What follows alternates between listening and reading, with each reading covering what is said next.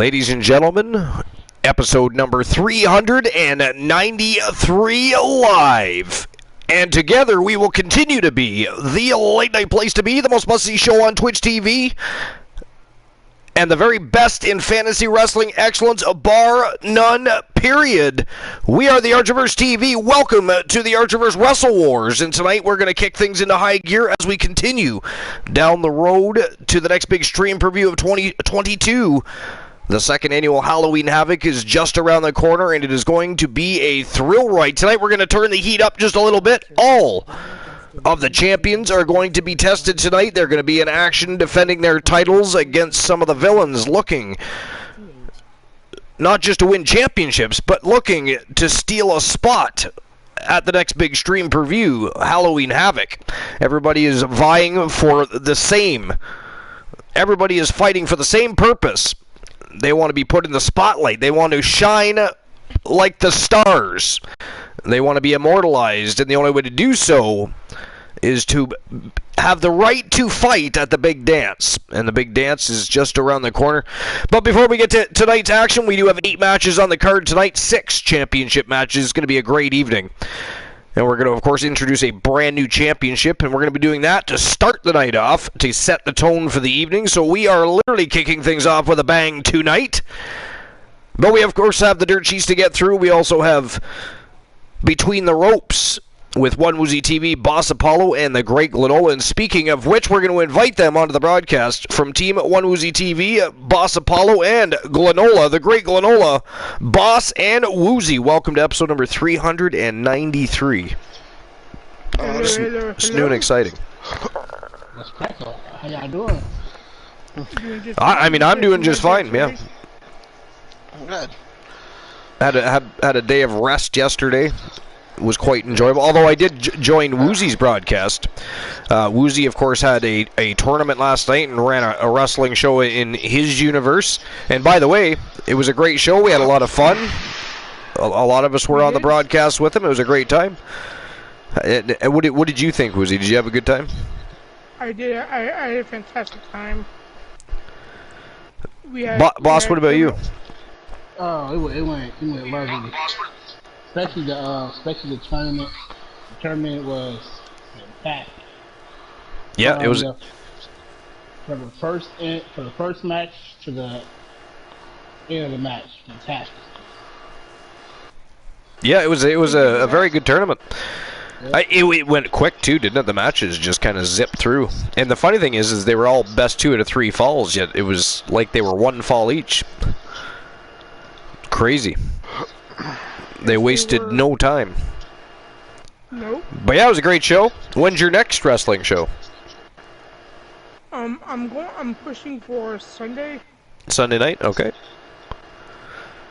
We'll have to make sure. Make sure you post in Discord when you go live. That way, people have the opportunity to check out your show when it's crack-a-lackin' time.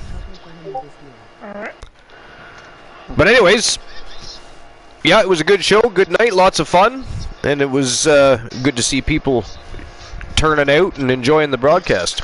So that was nice to see. And the fact that you had fun, of course, your VOD views reflected that. So, yes. I very good job. 5 views. Yeah, it was a very, very, very good show. But anyways, what's new and exciting? Anything new and exciting? You guys do anything today? Anything going on that I don't know about? No, just play some Red Dead today. My final activity, I shot basketball in the head and took a Well, I was there for a little while. I did see you were playing Red Dead. I was on the broadcast for a little bit, and then I hopped out and just lurked for a little while, and then, of course, I had some things to do thereafter. But before that, we had a fist fight. I don't recall that. I don't recall that. Twice. Never happened. The wild views will not prove anything of that source. How dare you bring up false information, boss? Well, Glenola, what about you? Well, enjoyed some Red Dead with the gentlemen, and I had a great supper, so all-you-can-eat Chinese buffet. So. Ooh, did you? And what Chinese buffet did you go to? And first and foremost, what did you have? Well, they call it the World Buffet. It's over in a town nearby that. Did you say the Royal Buffet?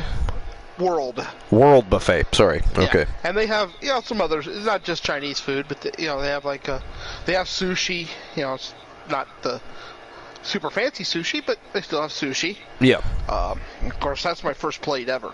Every time I go in there, first plate, piled up sushi. Sure, why not? What kind of sushi do you have? Just whatever they have. Whatever they have. Okay. And then I had some crab rangoon. Woozy is chicken, Randy Orton teriyaki, today.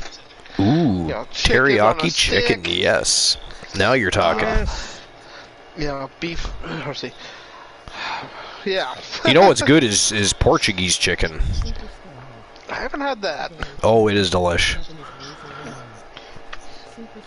God damn it! That is not funny. Who got Razor Ramon? Who the fuck got Razor Ramon? Titan G. Somebody ban Titan G. Okay, hang on. How dare you, Titan G? I blame Titan G for Ruby Soho. Perhaps if I had gotten first, I would have gotten Razor Ramon, but no, I got Ruby Soho.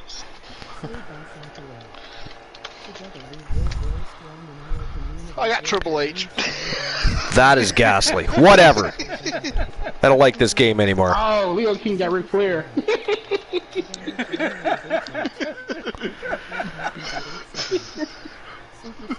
But yeah, so anyways, what you guys see anything interesting going on in the Dirt Sheets today? What's going on in the news I in the actually have world of pro one wrestling? I Do have you? something, unfortunately. But the 2016 winner, or the season 6 winner of Tough Enough, Sarah Lee, passed away today. That's horrible. They're aged, she was 30 years old. Way too young. Yeah, married to Corey Weston, who worked under the name Wesley Blake. Okay. And they had 2 children. Ghastly. No details, though. It's, No. Or actually, they say 3 children. So, in one spot they say 3 children, one says 2. So. I feel bad for the entire family. I mean, that's terrible. Yeah. 3 children and way too young to be passing. Yeah. Yes. So condolences to the family. So. Yeah. My prayers go out to that family, and I mean, that was a terrible way to start the Dirt Sheets, wasn't it? Yeah, It was. unfortunately. But yeah, she won season 6 in 2015 and was released from her contract September 2016. Okay. So. And then clearly she went on to have a family. So. Yeah. Yeah. Probably why the release happened. If I had to guess. That'd be my guess. Yeah. I mean, there's no she got coincidence that married. she just happens to have 3 kids now. Yeah. So. With it another happens. wrestler, Anyways, anything a little more uplifting in the Dirt Sheets that we've seen? Okay. I mean, we need something because that's just terrible news. That's so tragic, and the 3 children and a husband, and that's just it's ghastly. We need something more uplifting. Okay. Well, we got something for the Bleacher Report posted today by Mike. Whatever his last name is, Mike. Sure. Okay, he says WWE announced significant shakeup to its Raw, SmackDown, and NXT community teams Thursday. On Raw, Kevin Patrick will provide play-by-play with Corey Grace as the commentator Michael Cole will call the action on SmackDown alongside Wade Barrett, and pay-per-view main Vic Joseph will join WWE Hall of Famer Booker T on NXT. They were replaced by the previous announced team of Gray, Jimmy Smith, and Brian Stasher on Raw. Cole and Pat on SmackDown, and Joseph on Barrett on NXT. You know, I always said that if it was me, right, and I'm doing a 3-person panel, I'm having 2 mainstays and a guest commentator every single week. Yep, that would have been nice. You know what I mean? I'm having a guest, and with their connections and resources, there's no reason why they shouldn't have thought of that themselves already. Remember when people? Do you guys remember when there was a different Raw GM every week? Oh yeah, they will. Yeah. People tuned in, didn't they? Even if it might not have been for the whole show, but they tuned in because they wanted to know who that was. Well, if you have a guest commentator every single week, people want to tune in. They're curious. They're interested. They have to know. Right? Yeah, and then they went to the computer and Michael Cole doing everything, and they ruined that angle. Yeah, that was disgusting. I was pissed when they ruined that whole thing.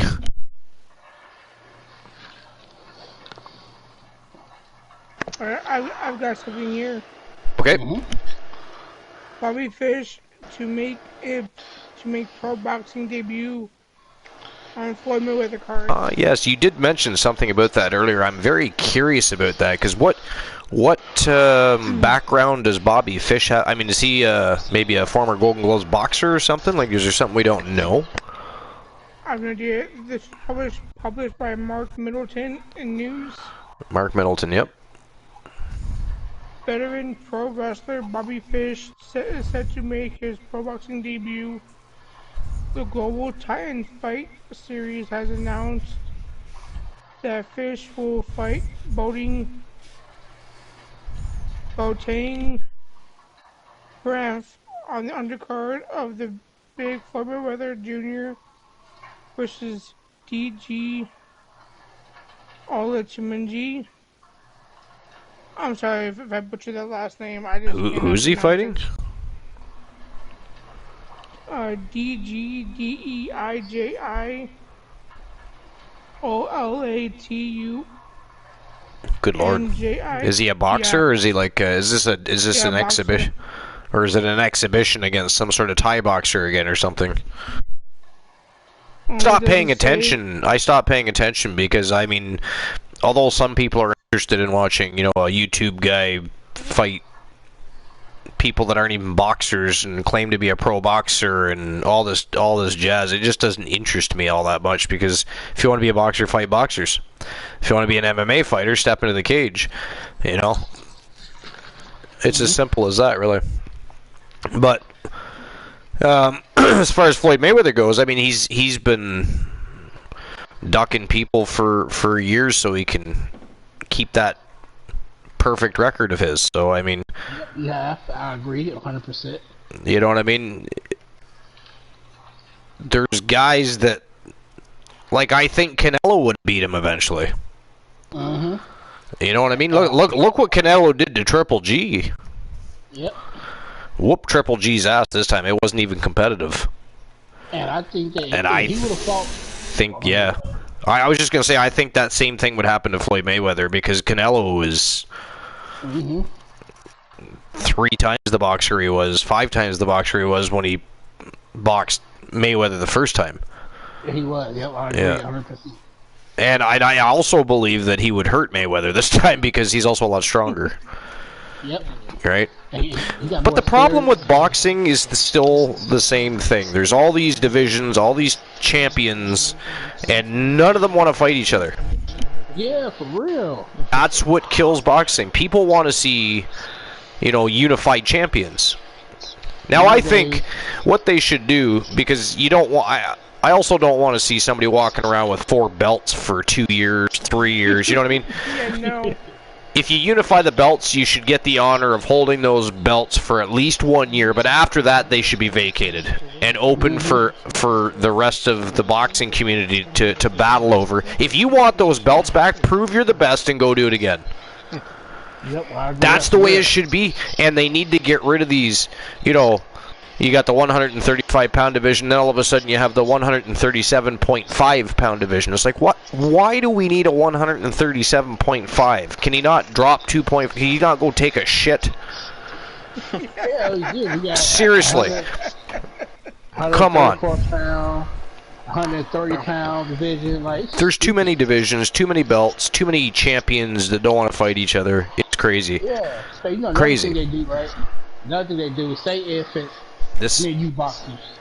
I said, I'm going to fight you. This is why MMA is overtaking boxing, because you actually have fighters and champions that want to fight each other. Hell, you got champions wanting to jump divisions to win belts in other divisions. You know what I mean? Like, they're... I gotta say, I do have to question his how he's gonna be in the ring in a boxing match. Who's this? Bobby Fish? Yeah. Well, yeah, I want to know. Like, because of age. can you guys look up Bobby Fish, please? Let's find I out if he have this up. Oh, here we go. The man is 45 years old, and he's just now having a debut in boxing. Look at Anderson Silva, man. What is he? 8-1? Now, mind you, Anderson Silva's a completely different human being. I guess that was a bad example. Yeah. Forget I said But I'm that. just saying, I have to question, because of his age, whether or not this is a smart move, But he did do a amateur kickboxing. So not the same. Just saying. Oh, I know. I mean, but that was back in 2010 when he had his debut there. So that's 12 years ago. Mm-hmm. He's been wrestling. He's wrestling on Impact, but at AEW. I figure he's going to wrestle on Impact until he makes his debut back in WWE. That's my guess. Hey, another thing about boxing, like UFC, for example. In the last couple of years, Impact seems to be the gateway to the WWE lately. Mm-hmm. I would agree Well, on that I'd one. always wondered if there was something there, because you'd see these wrestlers that were sliding down in WWE. They'd go to Impact, get big, come back. The WWE respects companies like, did ROH. They probably don't respect ROH too damn much anymore. But anyways, they respect companies like Impact because Impact continues to put on a promotion despite what WWE is doing. You know what I mean? They don't care what WWE is doing. They don't talk about WWE in a ring. They don't talk about their superstars. They carry on. They put on, and you know what? To be honest, Impact, it doesn't have the stellar roster it once did, but at least once a month they put on a pretty good show. They do. And their women's division is still probably one of the best. Mm-hmm. So Now, as for this, he's billed at 5'11" and 197 pounds. So,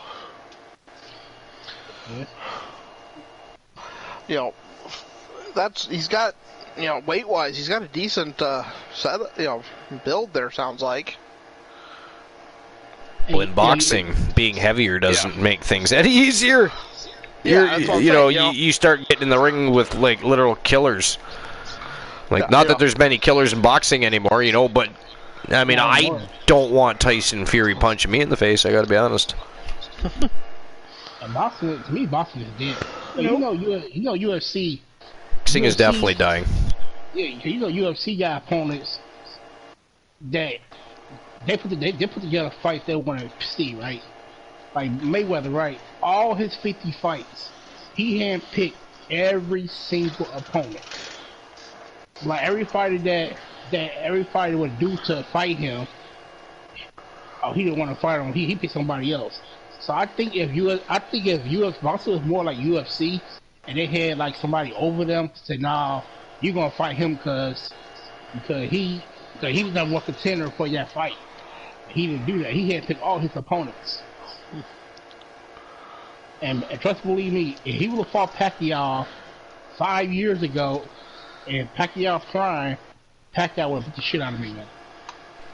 Yeah, I think Pacquiao would have beat him eventually at some point too myself. I mean, he did fight Pacquiao and win, but... Yeah, 5 years later. Yeah, that's the thing.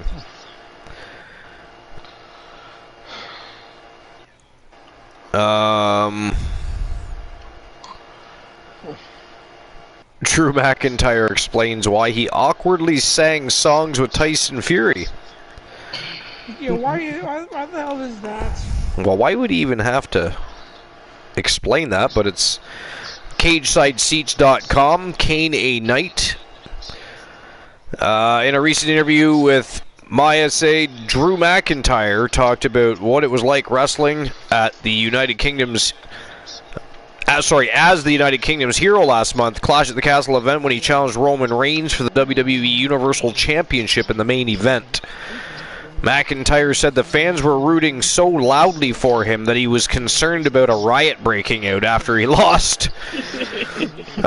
He said, I'm not technically from Wales, and I'm not even English, but they were 100% for me against Roman, and the atmosphere was great. I even asked Roman afterwards, because he had been part of these matches with big crowds. Have you heard anything like that? He said, no, you'd be hard-pressed to find a crowd that was that loud consistently through, especially our match. It was a World Cup soccer match. The way they were shouting, the way they were singing their songs and chanting F you Roman the entire time, and they were not happy with that finish. I was generally concerned about rioting. That is the reason we did what we did after the match. So that's why they sang, was to lighten the room, because they were really concerned about a riot breaking out. Says the thing he did after the match was to prevent a riot was awkwardly sing songs with Tyson Fury. Drew confirmed the rumor that he mistakenly thought they were off the air for part of that segment. He said, I knew about the first part with Tyson, but it was not a UK song and they were not digging it, so I assumed we were off the air, and I asked Tyson to sing some Sweet Caroline. Then he said no, and I'm not going to argue with Tyson Fury, so I said, you know what, I'm going to sing some Oasis and sing along with an Oasis song. But suffice to say, I did not know we were still on air. I had just lost the biggest match of my life. But I have to at least try to give them a reason to smile right now. If it means I'm not wallowing in misery like I should be, so be it. And if they don't want to sing American Pie and want some Oasis, I will give them some Oasis.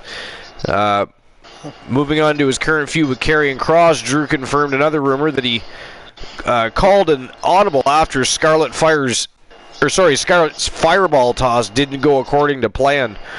He said it is frustrating when it is something that should be ready to go on a live show, but at the same time, it's a live show, and it's not my first day, so I know things don't always go like they're supposed to, hence why I didn't fall down and hold my face, because I don't trust anything after 20 years in wrestling. I just reacted until I knew everything was okay, and then someone got the cue, and it was not okay. So I called what I had to call, and we got the save at the end and got the bad guy reaction and putting on some heat and the new characters on the show. So there's always disconnect when a wrestler sells a move that clearly missed or a spot that is botched. So kudos to Drew for smoothly handling the situation like a pro. And that's pretty much all there is about that. All right. Well, I got one from Sportskeeda. Sportskeeda. It's written by Rohit Nath, modified today. Okay. Booker T thinks it's time for 48-year-old WWE legend to go away after Extreme Rules. Booker T gave his picks for Extreme Rules 2022 alongside wrestling legend Bill Apter and said that legend Edge needs to go away for now. Edge is set to face Finn Balor of the Judgment Day at Extreme Rules in an I Quit match. There's some speculation that the I Quit match will headline the show. Now, given that Roman Reigns isn't present and Edge is arguably the biggest star on the card, it wouldn't be surprising to see him headline. Yeah. Nope. That is true. Booker stated that he thinks Edge should go away and firmly believes that Finn Balor is going to make that happen by beating him. We'll see. I mean, it probably is time. I mean, if he just plans to retire soon anyways, then he needs to go away, you know, take the loss, go away, come back for his final hurrah, and ride off into the sunset. Because really, why keep forcing creative to keep coming up with matches and programs to book him when you're just going to be walking off anyway? That is so true. Yeah. I would agree with you on that. Yeah, for real. They say fan won't be happy if he retires, as he's been one of the most crucial and entertaining stars since 2020. In 2021, he had the feud of the year against Seth Rollins. Yep. However, he did state his intention to retire next year in Toronto. I know, which that's would the mean problem. that he could do something he never got to do, or never got to in 2011, ending his career on his own terms. Yeah. Yep. But And it just, he announced that retirement so far in advance. Like I said, for me, it's personally hard to invest in him anymore, and I don't know why creative would. yeah.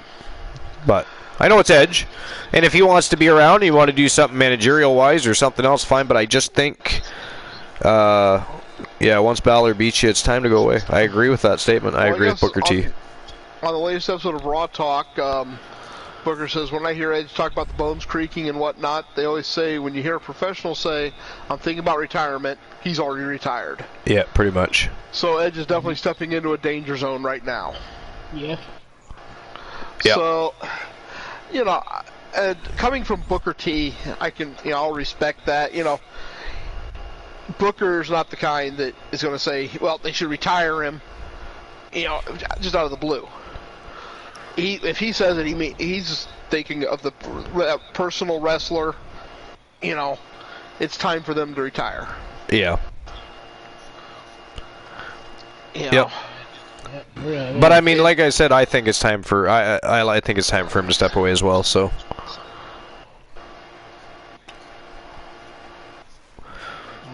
His plan isn't to continue to entertain the fans and chase championship gold. It is to go sit in front of his TV with his wife and ride off into the sunset. So, again, I just don't understand why bother having creative continue to book him if you're just going to walk off anyways. You're going to be back anyways. They're going to write you into a story near the, before your final match or whatever you're planning for the Toronto show. You know what I mean? But yeah, I do. I will say I do want to see one more Edge and Christian match. I don't think that'll ever happen. I know, but I would love to see that. Yeah. And have a throwback with it at some point, and have them do the, for those with flash photography. Yeah. Just I don't know. There's a part of me that would just want to see that again. It was a lot of fun when they did stuff like that. That's probably my least favorite incarnation of Edge. Was at that time frame, but I want to see that. Yeah. It's weird. But anyways, I got something from the Bleacher Report posted today by Eric Beeston. well, I got an idea.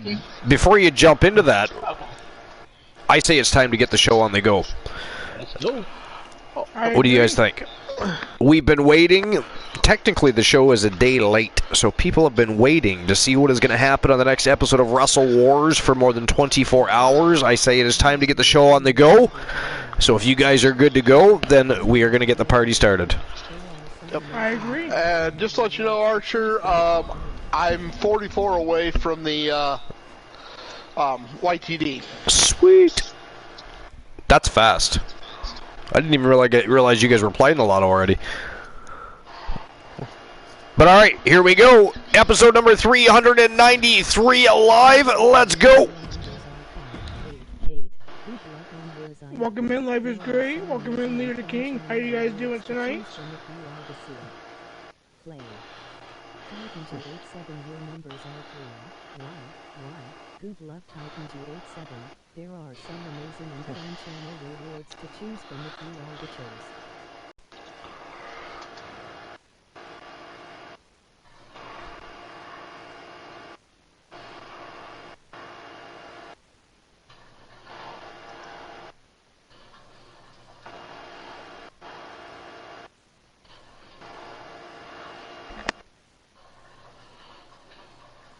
Play.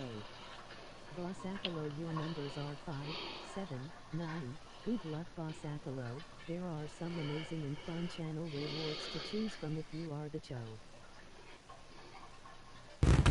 And here we go. 8 matches of pure fire headed your way as we kick off the road to Halloween Havoc. The next big stream preview of 2022. It is going to be a thrill ride. We're going to start that thrill ride right here tonight as we test each and every champion on the Wrestle Wars roster. It is going to be a fire evening.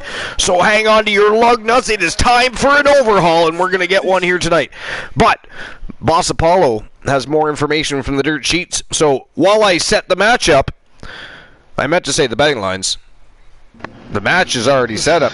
While I get the betting lines rocking and rolling for the first match of the evening, and by the way, first match of the night, a six-man Hell in a Cell matchup, but this is not just any Cell matchup. No, no, no, ladies and gentlemen.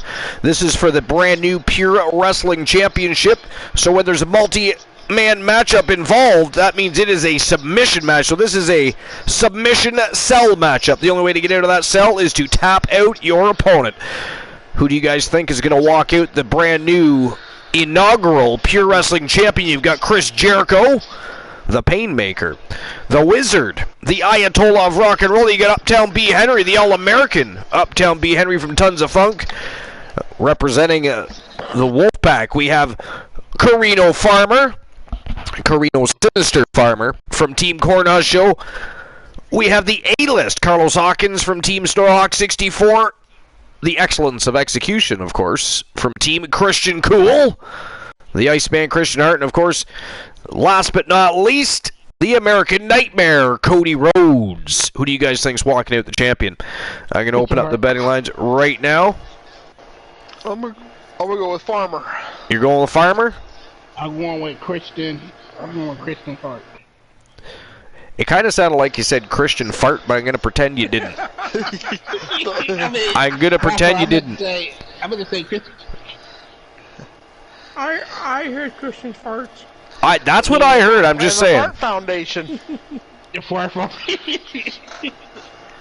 No, it's a smelly situation. That's what I'm going with. It's a smelly situation. Hey, Woozy, somebody told you to laugh. What was that? Nobody told you to laugh. I dare you laugh at Monkey Hollow. Actually, everything about you is funny. All right, so who walks out with the gold? Is it going to be Chris Jericho, the All-American Uptown B. Henry, Carino Farmer, Carlos Hawkins, perhaps? Or maybe the Excellence of Execution, the Iceman Christian Hart, or the American Nightmare, Cody Rhodes. Who do you guys think is walking out the brand new champion? 5 minutes to make your bets. And there you go. Betting lines are open. And boss, who'd you say you were going with? Christian Cool. Christian Cool. You know what? I got to be honest. I'm going with the Iceman myself on this one. Glonola? I'm going with Carino Farmer. Carino Farmer, part of the Wolfpack. Should have known the answer to that question. Woozy. I'm going with Hart. You're going Christian Hart as well? So we got 3 for the Iceman, 1 for the Sinister One, representing the Wolfpack. All right, well, here we go. It is showtime and go time. And, of course, Boss has some more dirt sheets, so we're going to get down and dirty. Let's go. Art, just letting you know, Boss now is in the lead for the YTD at 24. How dare you? Beating out the great Glenola for the YTD championship opportunity. But only you should ban his ass. I'm just saying. I say you should give him a bliss. The new jackpot number for a chance. And here we go. Looks like Carino Sinister Farmer making his way to the ring first. All right, boss, what do you got going for the dirt sheets? Actually, while you, what is it about? I need to get a drink. My throat is so dry right now. I feel like somebody had a very dry popcorn fart in my throat. This was about. And I must rectify that, so I do need substance that quenches thirst. It is not funny. How dare you, sir? Before you go, he said Bray Wyatt doesn't fit into the WWE that Triple H is building. He said what? Excuse me? He said Bray Wyatt doesn't fit in the WWE that Triple H is building. I highly doubt that. But anyways, I will be right back. I'll wait till you get back to read it. So you gotta hear this. Yes, please do. So I can put the guy on the list. Yeah. They fucking brought in a guy from Marvel. He does not put him on the list. What's his name? Eric Beeston. Baston. Beeston. Yeah, Eric Beeston will be added to the list of Archer.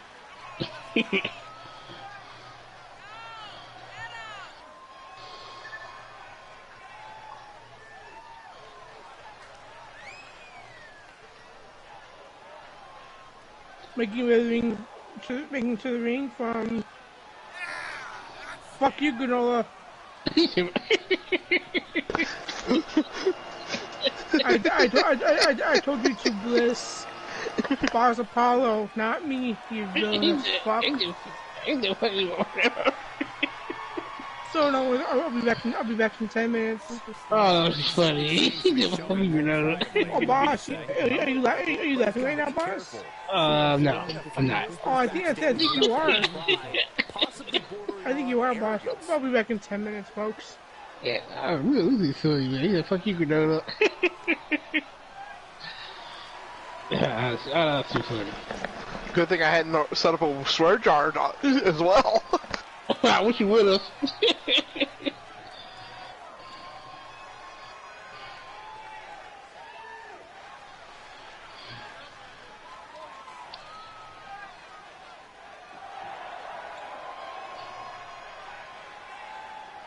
Ah, you mother.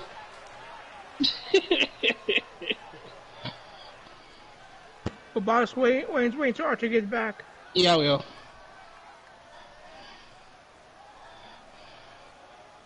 Well, y'all.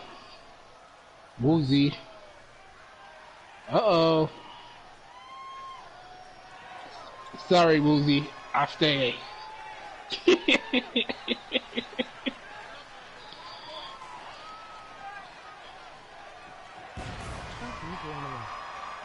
Here we go.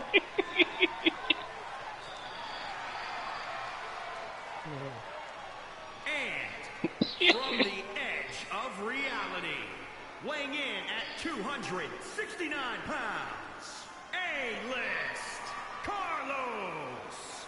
Oh, that's too funny, man. Ladies and gentlemen, by night's end, we will crown a new Yeah, champion. no offense to you, Cole, but part of me wishes Gorilla Monsoon was here for Wolvie this is match, just so silly, we can man. hear him say, history has been made at the conclusion. Alright, y'all. I think Christopher Hart, the Iceman, will win this match. Oh, he better win. My second choice, if it was Christopher Hart, it would have been Well, when you accomplish what he's been able to Cody accomplish, Rhodes, Michael, my you second have every choice. right to be proud of yourself. I have returned, and that was a huge pop for Carlos Hawkins. That's ghastly. Welcome back. Welcome back, and Woozy. Oh, no, I'm not going nowhere. What was that ghastliness about the Fiend, Bray Wyatt, not fitting into Triple H's vision for the company? Yeah, it's posted today by Eric Beeston. Bastard, whatever his name is. What's his name? Eric Beeston. Eric Beechton. And representing Tons of Funk. It said the reveal of the White Rabbit WWE as a teaser by one of the best viral promotion wrestling history is a forever patch. Most suspect the main behind the mystery to be Bray Wyatt, returning to the company for the first time since his shocking release last year. While the excitement for the third generation star return is a high, the reality of the situation is a hush read. Wyatt does not fit in the WWE that Triple H is building, at least not to me. We have to come to know in the past. He says WWE is home to some of the unforgettable moments featuring supernatural characters such as The Undertaker, Kane, and a lesser degree Papa Scott. The over-the-top nature of the species that Vince McMahon created as in the minds of fans forever. Representing the Heart Foundation from Toledo. There was a different time in era when Triple H had already established a more realistic tone to his WWE, despite and feud being rooted in realistic debuts rather than the hocus pocus of yesterday. Even the stuff with Dexter Lumis, while over the top and occasionally cheesy, can happen in the way the Dead Man and Kane summoned the fire with his hands never could top it. Which brings us to Bray Wyatt and what we've seen of him in the recent years. No matter how cool it is, or no matter how cool it was, or how the atmosphere, the interests were, the theme was stick out like a sore thumb in WWE. Wait. Hold on 1 second. Right. How do you spell his name? E-R-I-K. And his last name is B-E-A-S-T-O-N.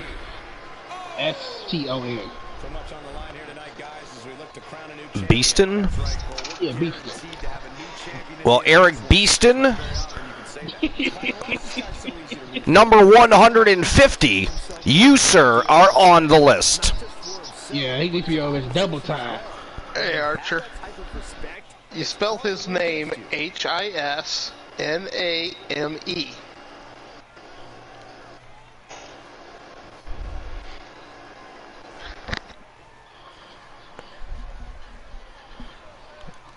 All right, anything else from the dirt sheets? Let's see.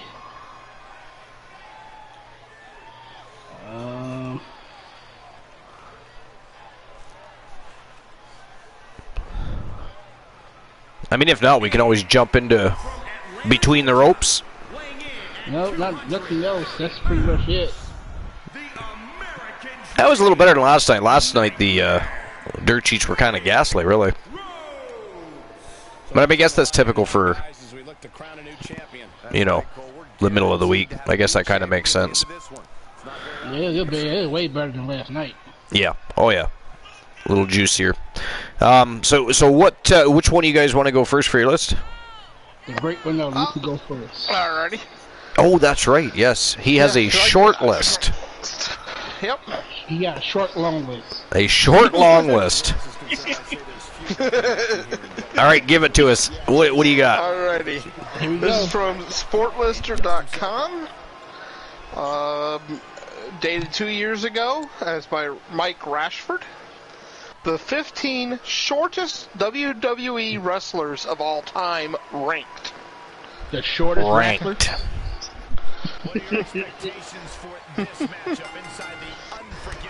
So, number 15 is Daniel Bryan at 5'10". I don't think he was that short. I actually thought he was shorter than that, so there's that. Yeah. I thought he was closer to like 5'8", 5'9". That was my thought. Yeah. Number 14 is Owen Hart at 5'10". Yeah, well, see, that I knew. I knew he was around 5'10", 5'11", but because he was just under 6 foot, so. Number 13 is Tyson Kidd. Take a guess what his height was. Yeah, he wasn't very tall. I'm gonna guess he was about. No, I'm gonna guess he was about 5'7". Yeah, 5'10". Was he 5'10"? 5'10"? I thought he was shorter than that. He doesn't look very tall. He don't at all. All right, number 12. We got Chavo Guerrero at 5'9". I Yeah, figured that. yeah, that makes sense. Number 11 is Tajiri, also at 5'9". Is he that tall? Wow. I actually thought Tajiri Tajiri. was shorter than that. Yeah, me too. I was thinking he was more like 5'6", 5'7". Yeah. Maybe he always walk with that, like his back always bend down like that. Number 10, and this one surprised me actually. Brian Kendrick is 5'8". He is? Is he really? Yeah, I don't thought he was believe taller that. Than that. I thought he was shorter. Me too. I thought he was, was just about 6 foot. So was he a cruiserweight champion at one time? Oh yeah. Oh yeah, yeah. Actually had there for a while in WCW, had the best ring gear. Yeah. White t-shirt and a pair of blue jeans. Because somebody played a prank on him and stole his ring gear. Before a match, he came in to get ready for a match and his ring gear was gone. So he had to just wrestle in his blue jeans and a t-shirt. And here, just a couple of years ago, they finally found his ring gear. Stuck up in the rafters of this arena. Are they just found it? Yeah, just a few years ago. Let's see if I can find that too. But let's see. Brian Kendrick. Helps if you hit the correct keys.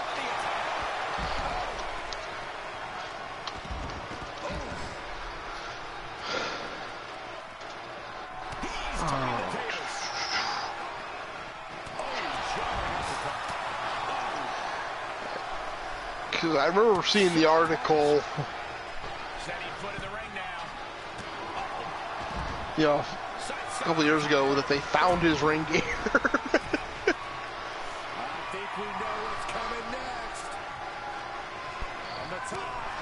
Let me go to news.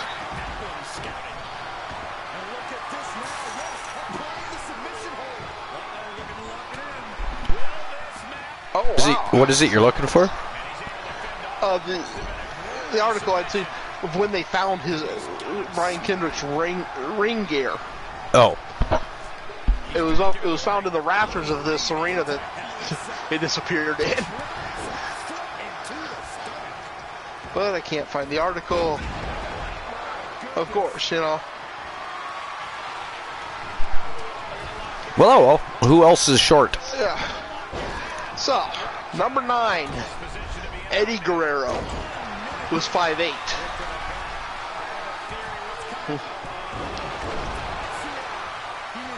Again, I thought he was a little bit taller than that. But Yeah, me too. I actually did think. I thought he was more like 5'11".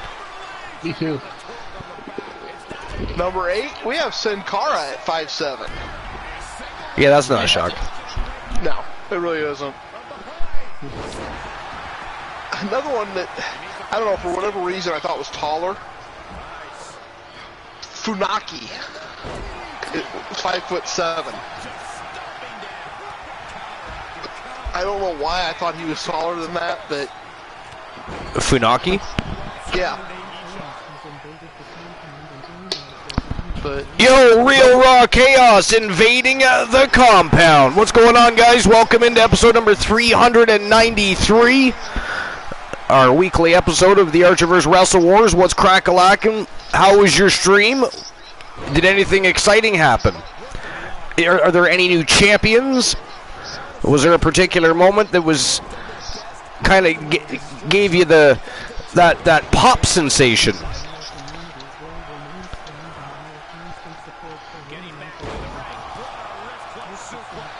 But anyways, we appreciate you being here. What's new and exciting? How's everybody doing tonight? And hello, Joe Link as well. And, Joe Link in the Mr. house. Cage. Mr. Cage. Yo, Chris Jericho just won the matchup and is the brand new Pure Wrestling champion. I don't know if that's been 10 minutes, but I am back. I'd say it was more than 10 minutes, but Damn, What was more than 10 minutes? I got blissed. Oh, you got blissed? I didn't even notice you got blissed. That's friggin' hilarious. didn't even notice Woozy wasn't talking.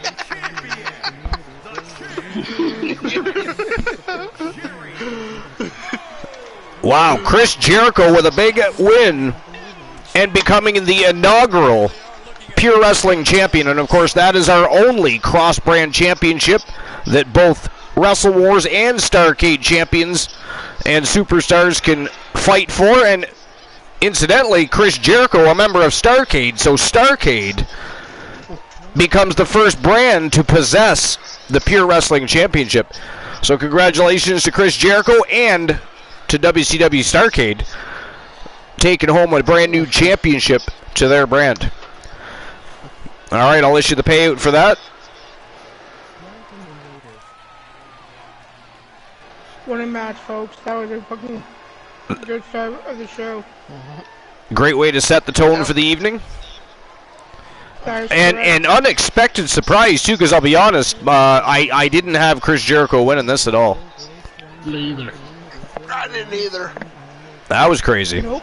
Now, number 6 on my list here, I honestly thought was a lot shorter. Evan Bourne is 5'7". Evan Bourne was 5'7"? Wait, Yeah. what? Yeah, I thought he was shorter than that. All right, next match of the evening, Tony Stone, one of the newest sensations over at YTD Academy. He's had a fantastic start to his career, but one blemish, and it was actually part of a multi-man matchup, which he did not actually lose. So technically, Tony Stone in YTD Academy is undefeated. Tonight, taking on Dexter Loomis, and he's looking to further catapult his career into the spotlight and looking for a new home on either Wrestle Wars or Starrcade. Tonight, getting an opportunity here on Wrestle Wars, facing Dexter Loomis. Who do you guys think walks out with the W here? Have you guys been paying attention to YTD Academy over on YouTube? Do you know what's going on? Have you been paying attention to Tony Stones from Team Shadows? Absolute sensation. He's been in some great matches already and impressed the masses. I'll tell you, he's been trending. But Dexter Loomis will be his toughest match to date, and also a formidable opponent for the rising Tony Stone. But who do you guys think walks out with the W here? Is it going to be Tony Stone or Dexter Loomis? I got Dexter. You got Dexter? I'm going Stone. I'm going with Stone. Glenola is going with Stone.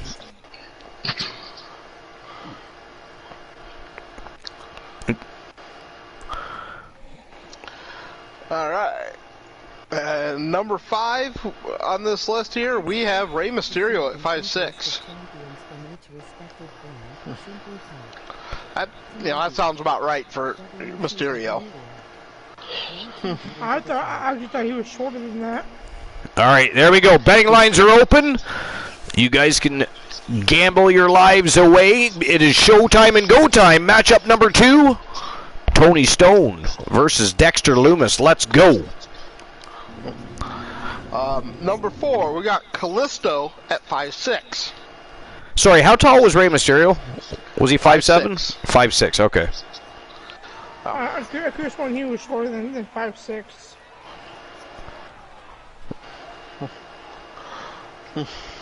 Now, number 3, we got Spike Dudley at 5'5". I actually thought he was taller than that. I didn't. No, I did. I didn't think he was that short. Number 2, Drake Maverick is 5'4". Wow. But yeah, I can see that. He is a pretty short little fellow. Hell of a wrestler, though. And number 1 it should come to no surprise to anybody. Hornswoggle is 4'5". 4'5". Hornswoggle. You know what? He was a pretty good little wrestler. I mean, I used to love watching midget wrestling. Oh yeah. Do you remember back in the day what was King Kong Bundy's midget wrestler name? Do you remember? I can't, but he was funny as hell. I loved that little guy. There were some great little wrestlers, I'm telling you. I really enjoyed the thing they had on it used to be Court TV, then they changed the name, but it was a midget wrestling promotion that was having some issues, so they brought Hulk Hogan in to try to help boost them. And there was they were really had some great talent there. Yeah, you know they really did, yeah. I had of course the one lady in there, she was kind of cute. You would think so. Uh-huh. Uh-oh. Oh no, I've already done that one. Never mind. I just had another list suggested, but I've already done it. Was that the end of the list? That was Rey Mysterio was number one? Yeah.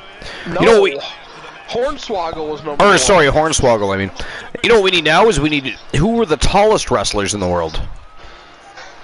Give me a second. I can find one of those. I can find that for you. You want to do that one, Woozy? I gotta find it first.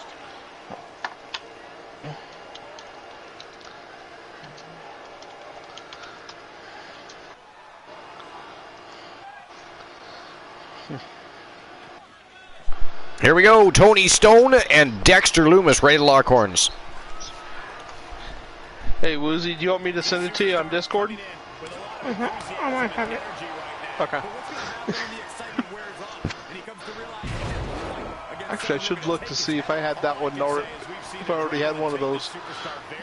Likely do. I've already had that one. Yeah, we did this one before. Yeah. Yeah, I think, did. I think you did it, Bruno. I think you did it before. Yeah. I think that the number one was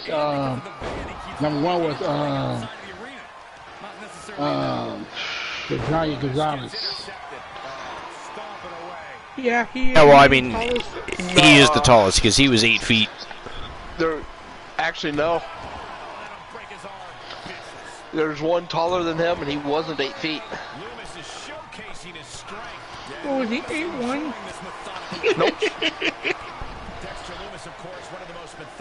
At least according to the list I have here of the 13 tallest wrestlers of all time. See, I had the top 10. Yeah, I had the top 10 in front of me too, and it lists Gonzalez at 8 foot. Yeah, me too. This one lists him at 7'6". That's a big difference. Yeah, and this is from the sports. Look at this, Chairs. What the hell is Chairs doing out there trying to attack Tony Stone? You're going to do yours. Look at this, Tony Stone falling right into his plan. Are you going to the balls in your court thing? You sure? Yeah, go ahead. Okay. I'll do this one here real quick. I only have 4. All right. Top 13 tallest wrestlers of all time. This is from the Sportster, dated April 9th, 2016. By Griffin Layden. So, at number 14 on the list is Kevin Nash at 6'9". Kevin Nash was 6'9"? I thought he was like 7. I did too, but they I didn't think he was 7 foot, but I thought he was more like 6'10" or 6'11" though. Yeah. Oh, so, but number 13 is John Studd at 6'10". Oh yeah. Oh, John. That dude was a big boy. He was. Yes, he was. The original Giant. He was, yeah. Number 12 is The Undertaker at 6'10". Okay, yeah. I can read that one. 11, we got Kurgan at 6'11". Who? Kurgan. Oh, Curry. Okay. Yeah. Number 10 is the Big Show at 7 foot. Okay, Big Show. Okay, Big Show. Yeah. Now this one I don't really remember, but Uncle Elmer was 7 foot. Oh, Elmer. I don't know if I remember that one either. I don't know if I remember He that was one. 7 foot, 475 pounds. Wow. Guy That's has a big no dude. real accomplishments to speak of, and even though we didn't get to see much of him due to his short stint, at least we got to see this guy marry his wife on Saturday Night Main Event. Alrighty then. Let me look him Yeah, up real I quick don't here. recall that at all. Me either. See if he's with us. Faction or something that you might recognize. He wrestled from. Oh, here's probably why you don't really remember Archer. WWF, 1985 to 1986. Oh, that's a real short. He was a member of a stable named the Hillbillies. Well, I do remember that. I just don't remember a guy that big. Yeah. I mean, in '86, I was 9 years old, so I mean, I was well into wrestling by then. But Uncle Elmer and I do remember the Hillbillies, but Yeah. Was eating from an enormous bucket labeled Uncle Elmer's fried pig parts. Ew, it's disgusting. Sounds tasty. I know. He legitimately married Joyce Stasco, despite a storyline that saw Piper try to interfere.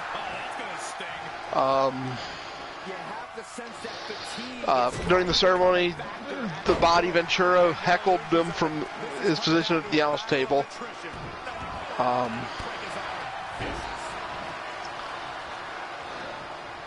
Yeah, so I mean, he was there until May of '86. He still alive? No, he died in 1992 at age 54 from kidney failure. Oh, wow. Oh, shit.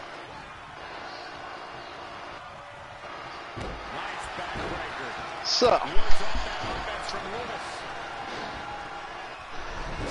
now number 8 is Kane, and they say 7 foot.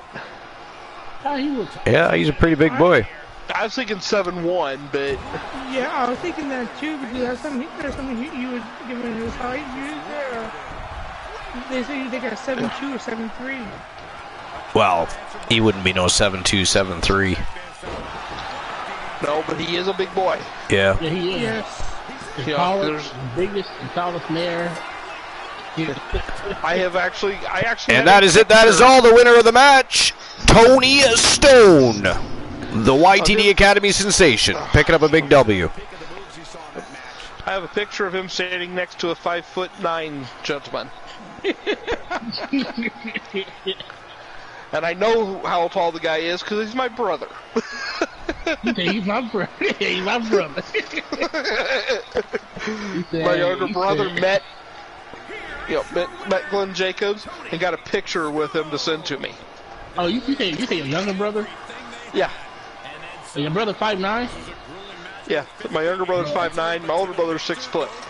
Well, he thought he was tall. And how tall are you, Ganola? 5'7". I'm the run of the litter. I'm 6. I'm 7'2". Wow. Are you really? I wish I was that damn tall. Yeah. I was gonna fucking say that. Now, number 7 is the Great Khali at 7'1". He was, The Great Nah, he Khali. he's number 7? They should drop the name Great Yeah. and just call him Khali. Because he was Honestly. All right, next match of the night, we have the debuting the Judgment Day. Now, they, of course, debuted at the YTD Academy tonight. They're making their presence known here on the Archibald's Wrestle Wars, and they are, of course, taking on the Coalition in their debut matchup. And we, of course, have a guest from Starrcade tonight from Team 1 Woozy TV. Oh, yeah. Youngblood Graves going to accompany his teammates to the ring as they take on the newcomers to the Faction Wars. The Judgment Day, Rhea Ripley, Damian Priest, and of course Finn Balor. Now, who do you guys think walks out with the W here? I'm going with the Listen, how dare you, boss? Did you say you're going with the Judgment Day? No, I said Coalition. Woozy said No, Judgment you Day. didn't. No, you didn't. I heard Woozy go for Judgment Day. Me too. I heard How that too. You guys are hearing dare you? things- Gaslight. you guys are hearing things. I said coalition. That should ban both of your asses. I hate to say it. I have to go with the Coalition on this one. Me Man, too. and I feel sick just saying You know, that. how does it feel, fucker? How the fuck does it feel? Well, the betting lines are open. Put your Archivers bucks where your mouths are. Yeah, I'm having a good night so far. Number Good 6. things are happening for me. Good. Number 6, we got the Giant Silva at 7'2". The Giant Silva. Giant Silver. I actually only seen him wrestle a couple of times, but he was a big dude. Not the greatest of wrestlers, but big dude. Yeah, intimidating presence. Okay. Now, okay, I see what they did. They had must have realized they screwed the numbering up because there was only supposed to be 13 of them. Because 5 out of 14, there is nobody. Nice. But at number 4, we got Andre the Giant at 7'4". Dang. Yeah. And he was taller than that by the time he actually died. That was just his height while he wrestled.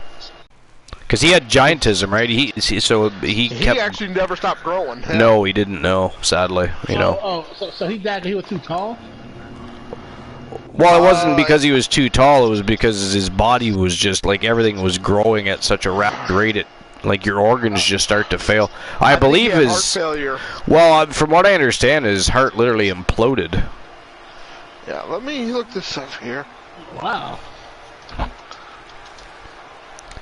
Because I know he definitely had some bad heart failure. Uh-huh. But, I mean, at that size, how could you not? It's not like your heart grows any bigger. You know what I mean? Yeah, it don't. Yeah, he died at 46 of congestive heart failure. Yeah.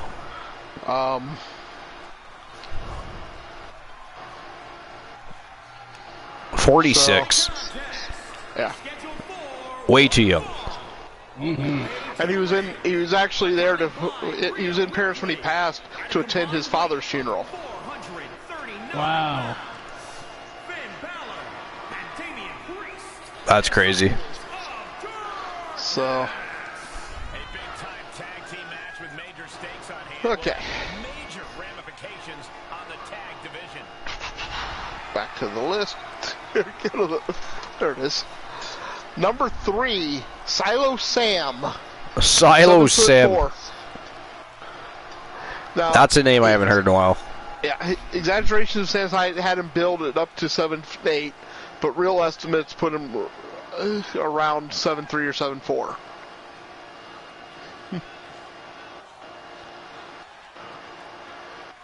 So, I don't know. But number 2 was Giant Gonzalez at 7'6". 7'6".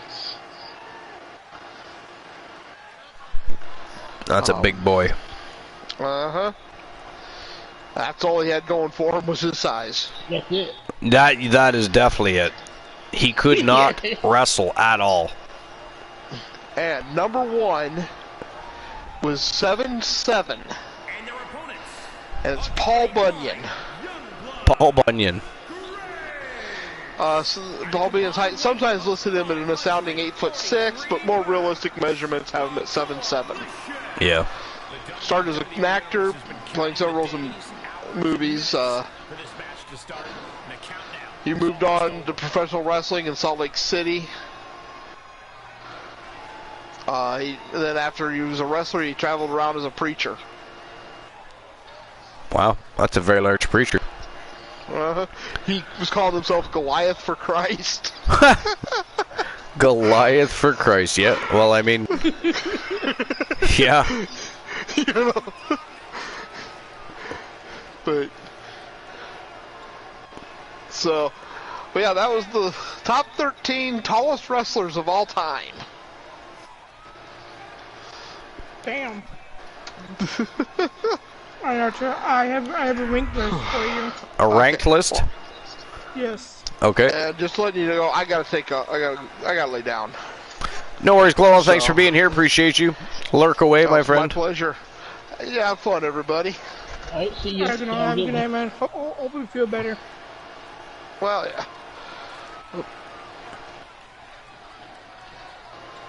Alright, this is most underrated women's wrestlers of all time. Most underrated women's wrestlers of all time. All right, let's go.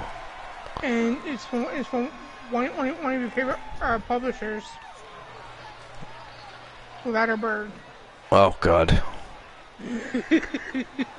All right, well, I mean, not all of his articles are bad. There's, I find lately, though. But anyways, neither here nor there. Let's see what he's got to offer here. Number 10, Jacqueline.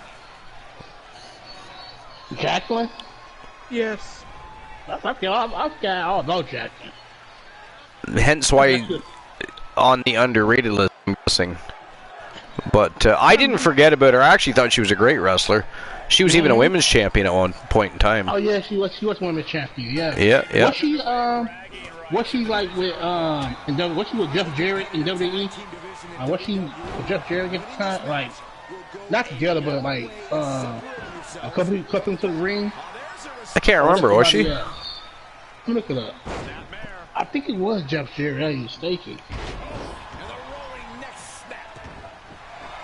Yeah, I don't remember. It says here, just because you earned a Hall of Fame place doesn't mean you weren't underrated. The contribution of Ms. Jacqueline to the world of sports entertainment should never go unnoticed. She was one of the first to have the powerhouse physique. She worked in Japan and won gold nearly everywhere she went. The Alfred Gold to win. She was a huge part of the Attitude Era and definitely earned the respect of all of her peers.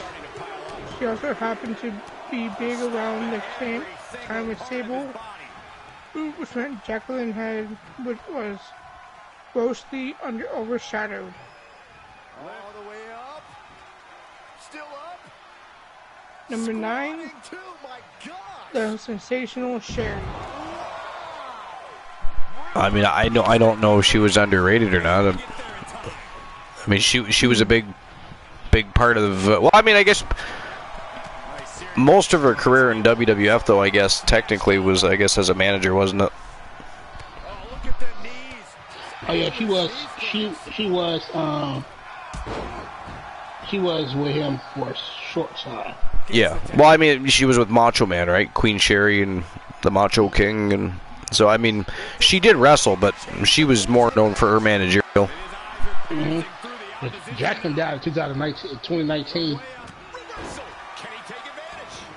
It says here some of the women on this list are victims of the time they wrestled. And Jacqueline is a prime example of that. Much like superstar Billy Graham, Sherry Martel was 10 years too soon.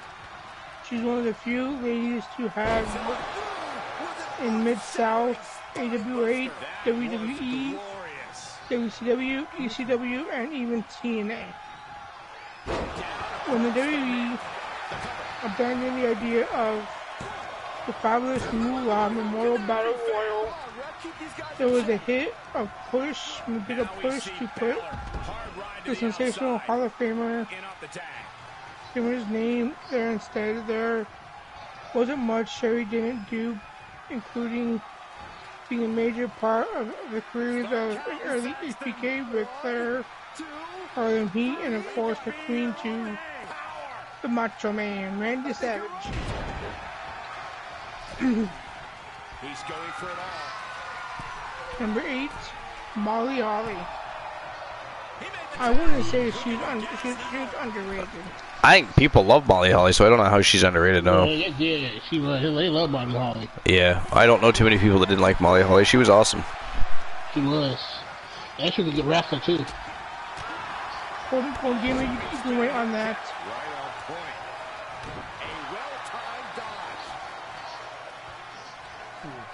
But anyway, Golden Gamer, welcome in. Yo, Golden Gamer, what's going on, man? Welcome into the show. Golden Gamer immediately redeems a silly woozy. And you can wait on that until I'm done with my show. Goes on my list. And then I'll give him 5 bad jokes. One of Macho Man's final runs in WCW was as the captain of Team Madness himself. Medusa, Gorgeous Gage, and Miss Madness herself. The future Molly Holly rumor has it that even though Savage was excommunicated from the company, he reached out to Bruce Pritchard about her, and the rest is history. She debuted as one of Holly's cousins and had a pretty good career, becoming a superhero, Mighty Molly, and then a catty heel. She even suggested getting her head shaved at WrestleMania 10. I'm not too careful, you guys swear jar. I'm well aware, I see it. You're the one doing all the talking right now, so I see all.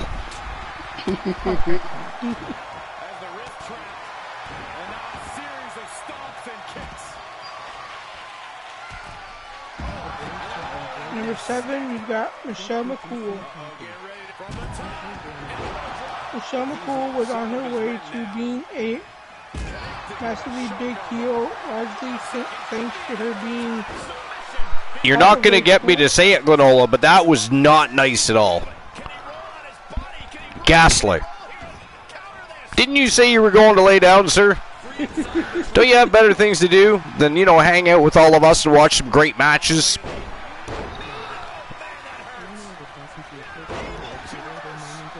Nevertheless, there is still a segment of her fan base that feels she only got things because she was dating and then married to a certain phenom, even earning the nickname McTaker. When the hell did she have that nickname? Who? Michelle McCool? Yeah. She had that nickname pretty much after they got married. Okay. I mean, they never referred to her really as that, but everybody else did. You know what I mean? Like the fans did. Oh, It's not like they didn't announce her in the ring as that. That makes more sense. Yeah. Joe Link foiled Glenola's plan.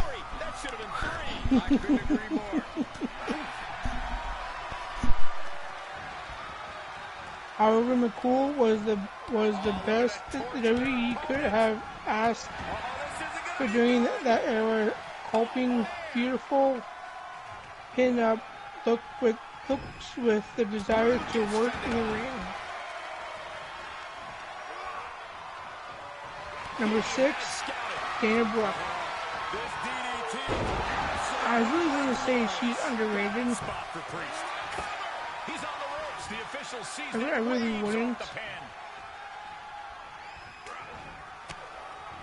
What do you think, Archer?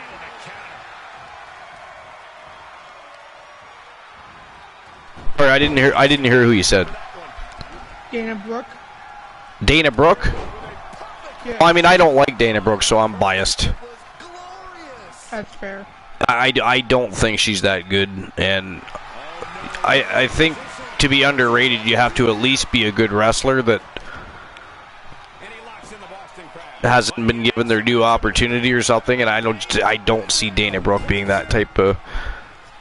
Wow, look at that! Archer taps out Damian Priest, the winners of the match by submission. The one, Elijah Archer, and the glorious one, Robert Roode, the Coalition.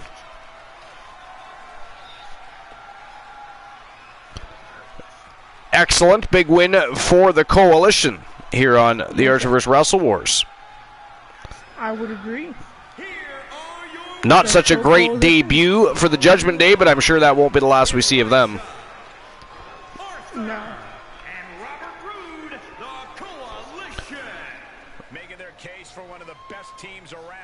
All right. Payout has been issued.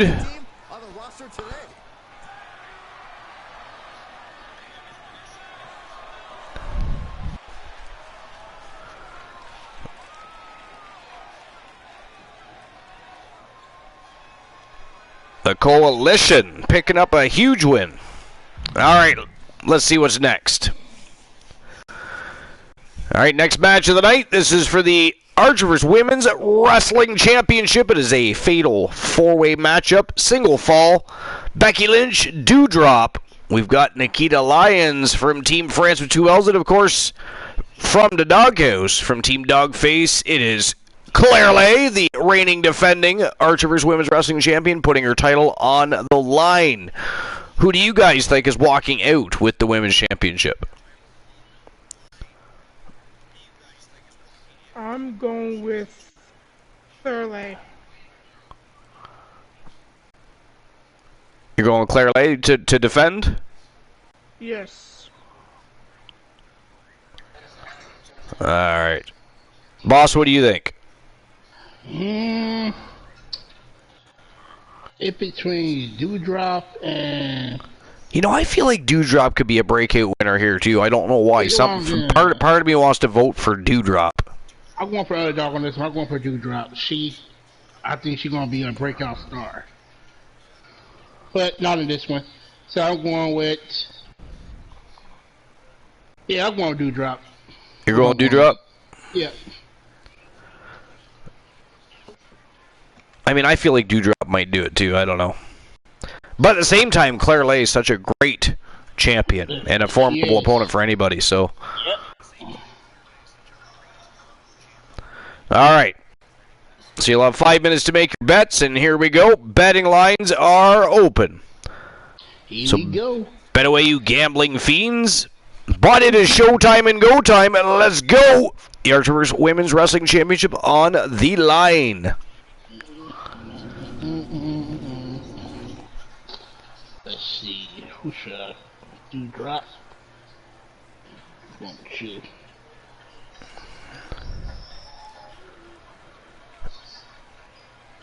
All right, so what's next, Woozy?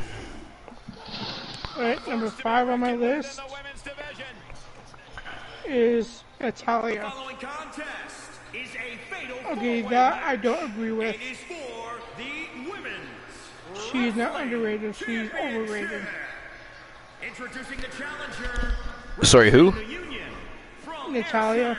Oh, Natalia. Well, I mean, underrated in the sense that she never gets a proper push, but I mean, I don't think anybody really underrates or underestimates Natalia. We all know how good she is in the ring and where she comes from and how she got her skill set to begin with, so yeah, I don't buy that one at all. No investment here.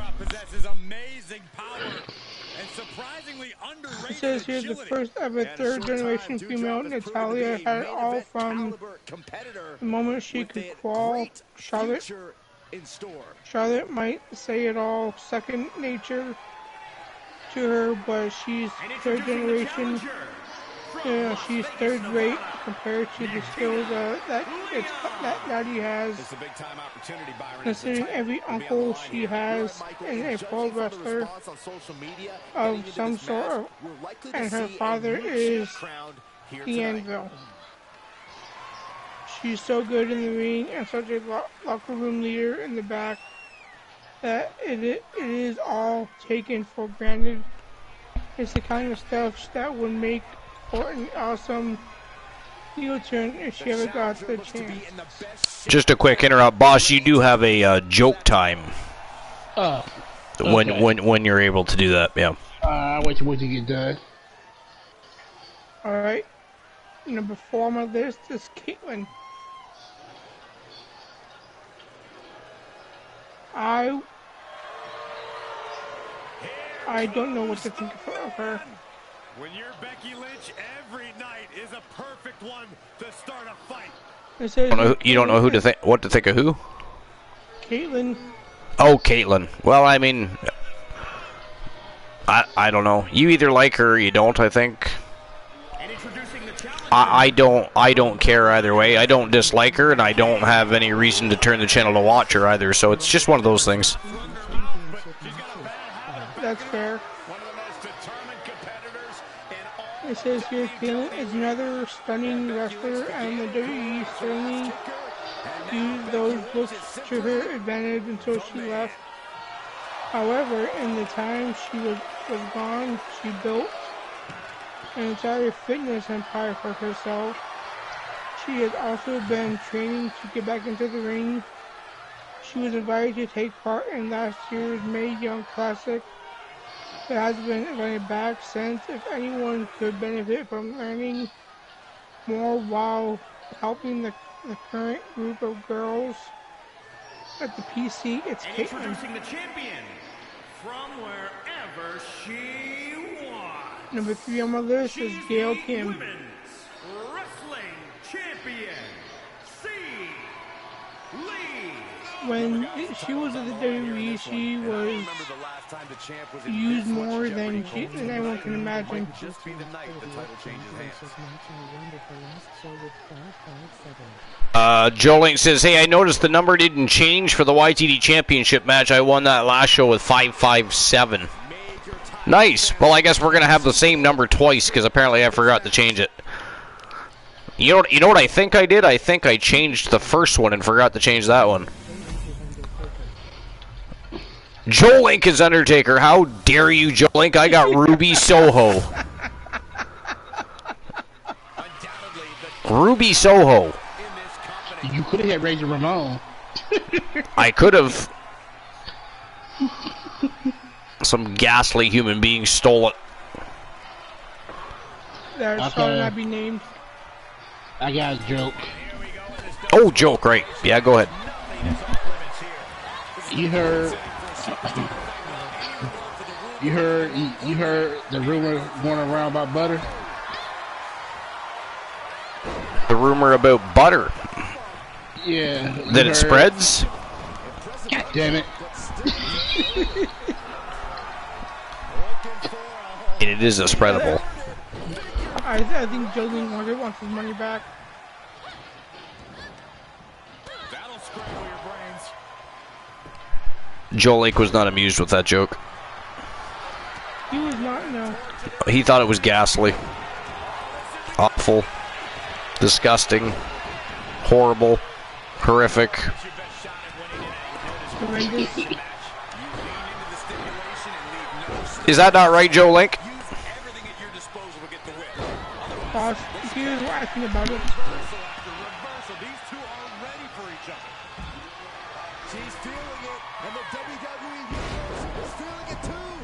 Joe Link agrees. Boss is searching for a new joke.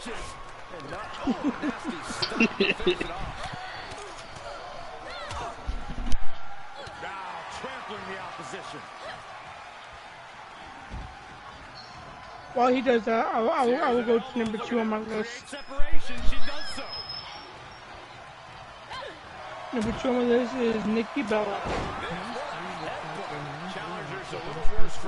I actually don't like the... I mean, it's not like I don't like the Bellas. I just don't enjoy watching them in the ring. Alright. Why don't blind people skydive? Why did what? Why don't blind people skydive? Why do a lot of people skydive? No, why don't... Oh, why don't they skydive? Well, Why don't blind people? oh, why don't blind people skydive?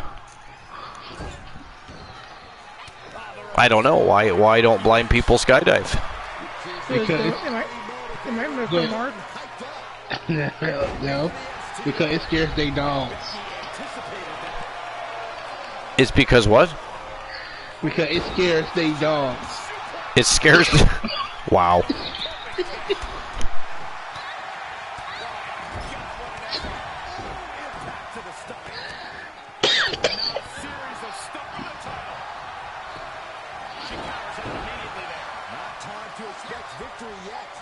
Anyways, Woozy.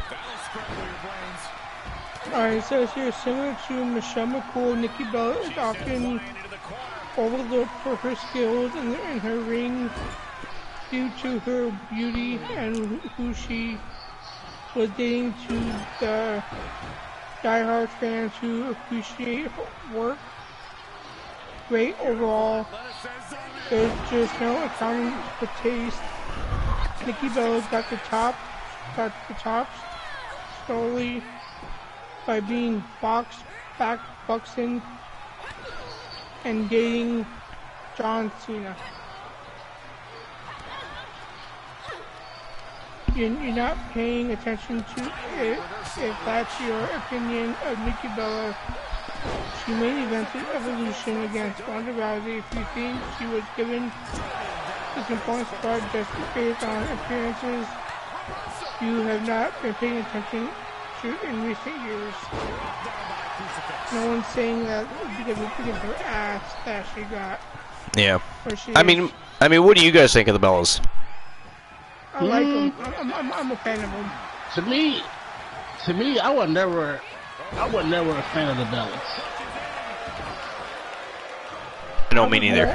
I mean, as people, like, were they an entertaining part of the Total Divas and Total Bellas show and what have you if you watched it? Yeah. But I mean, I was, as far as women's wrestling went, I just didn't think. I would never. Yeah, because only one of them. If you put it down to the Bellas, right? And you come down to it, and you really think about it, only one of them was short of talented. The other one wasn't. That's with her sister. Only one of them was sort of kind of talented. To me, had talent. But other than that, I wasn't really a big fan of the Bellas. Because the other sister never really got her she never really shined as I mean, it was Nikki Bella was the champion, right? Yeah. I mean, Nikki was better than Brie. Yeah, she was way better than Brie. Like she had to push. She was way better than Brie. So that's why I was never a fan of the Bellas. That's why. Yeah. Go ahead, Woozy. I was more of a Nikki fan than I was a Brie fan. Mm-hmm. Nikki had more talent, more charisma, more work ethic than Brie did. That's true. She did. Basically, she did carry Bella. Basically, she had carried her. Yeah, Brie was mostly a pushover. She was. I agree. Nikki was the one that would put up a shut up, bitch. Archer, am I wrong though? No, I mean, again, I was a much bigger fan of Nikki than I was Brie, but I wasn't a big fan of either one though. Me either. I wasn't even gonna tell you the truth. Yeah. Archer, we can't use the Ghastly Pyramid emotes. And what's number 1? Victoria. It says here during the Attitude Era and beginning of the Ruthless Aggression Era, the measuring stick, as far as the ladies were concerned, with Trish, Leah, and Victoria still. You wouldn't know about Victoria the way WWE history has presented her. For whatever reason, she is seldom mentioned on WWE programming when speaking about history. She has included into the Hall of Fame. She has been inducted into the Hall of Fame. And her association with TNA makes things a little muddier. That is true. Wow, ladies and gentlemen, that is it. That is all. The winner of the match and new Archerverse Women's Wrestling Champion from Team France with 2 L's, Nikita Lyons. Wow, didn't expect that one. I actually thought, honestly, I thought either Claire Lay Defends or Doudrop picked up the W there. I mean... Me too. Now, to be fair, Nikita Lyons, former Women's Wrestling Champion, she She is now, I believe, a 2-time champion. Could be 3, actually. I'm not sure which. She's a 3-time champion. I think she might be, yeah. I'd have to check the record books. Yeah, I think she's a 3-time champion, if I'm not mistaken. Just go check Discord for a fact check there. You can check under the Wrestle Wars, or actually it's under Archerverse former champions. I'll check it right now. But either way, Nikita Lyons holding the gold once again for Team France with 2 L's. I'll issue the payout for that. What time she won? The Archerverse Women's Wrestling Championship. Okay, alright.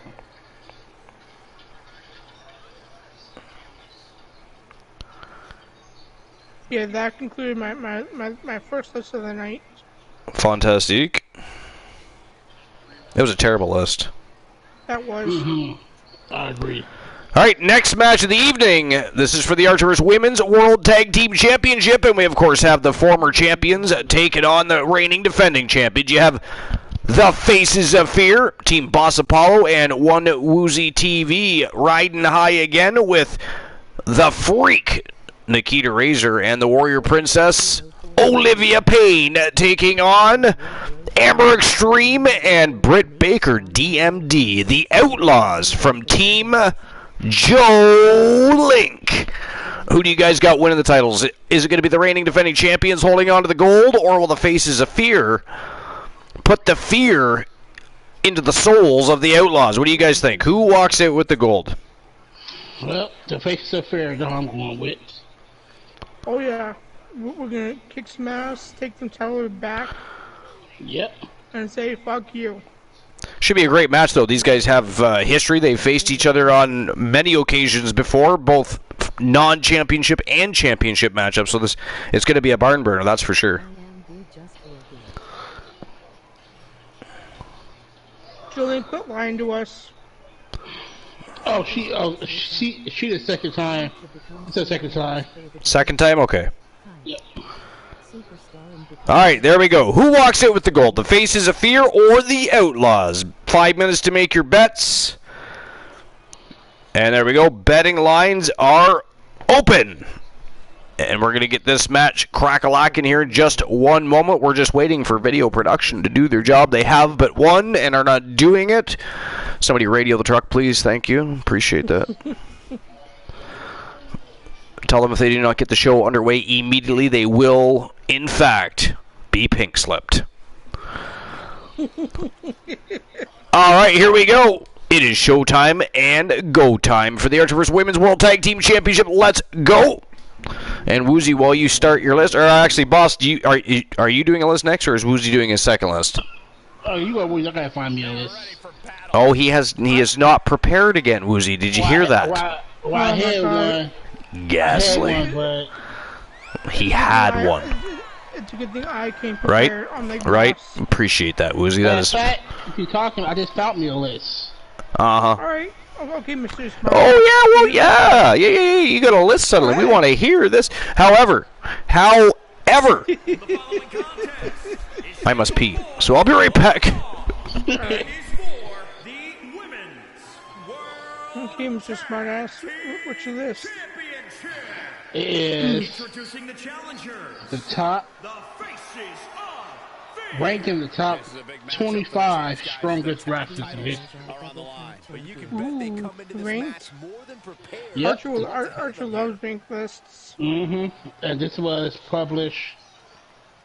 Oh wow! Well, it was put a couple years ago. It was probably June 15th in 2011. Okay, that is not a couple. That is 11 years ago, sir. It's same difference. A couple is 2 or 3. I put like this. It was published 11 years ago. How about that? Thank you. Oh, you can't get your damn facts straight. No, we Come on, somebody. All right, number 25 is Wayne. I said Wayne Barrett. Here comes I don't see how he here. Well, I don't think he ever did was pick up Big Show. They are the Wait, he's on the strongest. Yep. Number 25. Is this a Taco Boy list? Let's see. No, it's from Beef Report. Okay, is the publisher Eric Blatterberg? No, it's Daniel Maxley. Oh, good God. Daniel Maxley, yeah. Continue. 24. 24 is the Undertaker. I don't see how you know 24. I thought he'd be higher on the list. My God, this is kinetic. For real, already. 23 on the list is the Ultimate Warrior.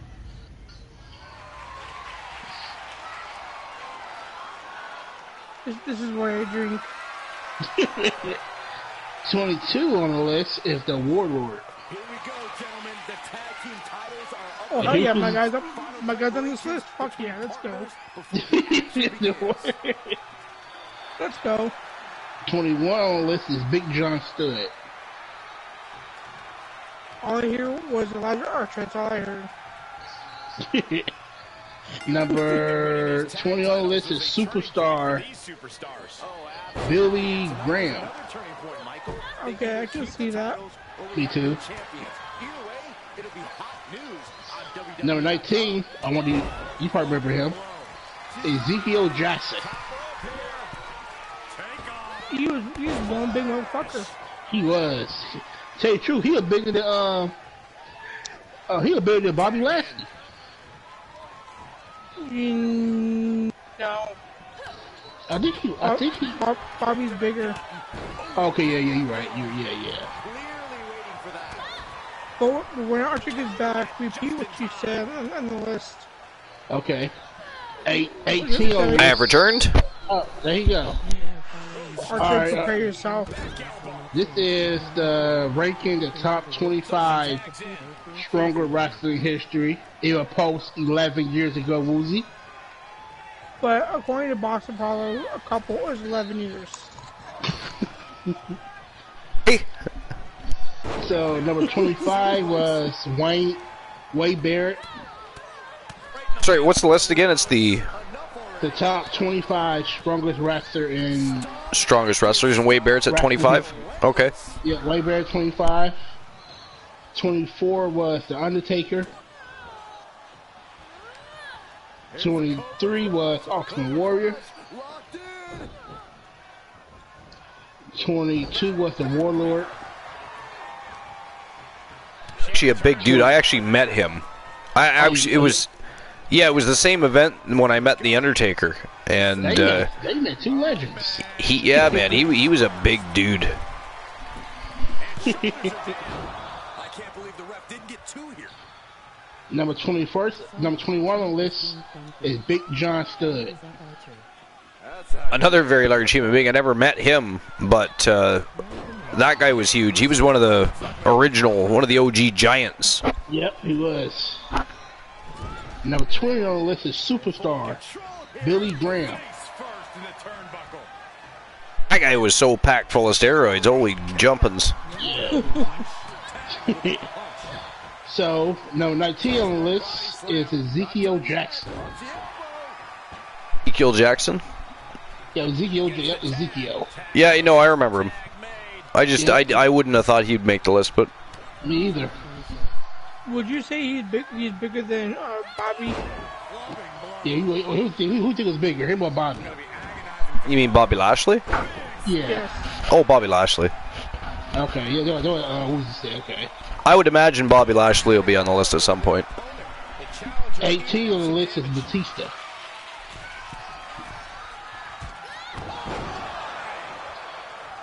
$17 on the list is Bobby Lashley. Actually surprised he's not. Is this a ranked list or? Yeah, this ranked. I'm surprised he's not higher on the list. To be fair. I agree with you, Archer. Me too. I would have thought Undertaker as well. Number 16 on the list is Hulk Hogan. Judo thrown into a DDT. 15 is Scott Steiner. Papa Pump. 14, y'all, is Lex Luger.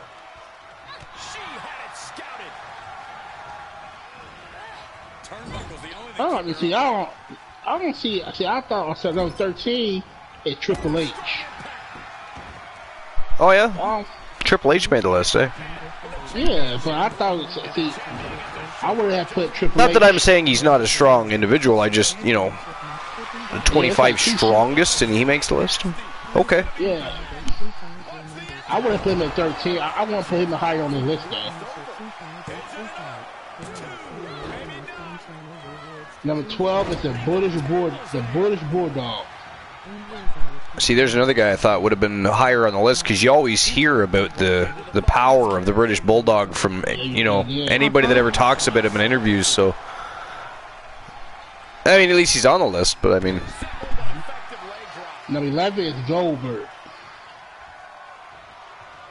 Yeah, well, I mean, that's not surprising. He would definitely be tough as nail. I mean, he was a football player too, so. Yeah, he was. 10 on the list, not the top 10 now, is Brock Lesnar. Even Brock only made 10. Number 9 is Kane. Implying Kane is stronger than The Undertaker. Perhaps they should have a wrestling match. For real. Number 8 on the list is The Big Show.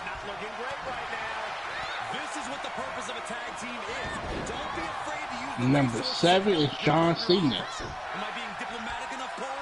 John Cena is one big motherfucker. Yeah. Oh, and you know, it's well noted and documented how strong he is. He's a bodybuilder too, right? So. Yeah, he is. Number 6 is Tony Atlas. Bodybuilder. See, now the other people on the list, I never heard. Well, the two. Number 5 is Paul Oldham. What is it? He got like a Paul Orndorff. Yeah, that's it. There you go. Oh, Paul Orndorff. That's Mr. Wonderful. He's on our roster actually.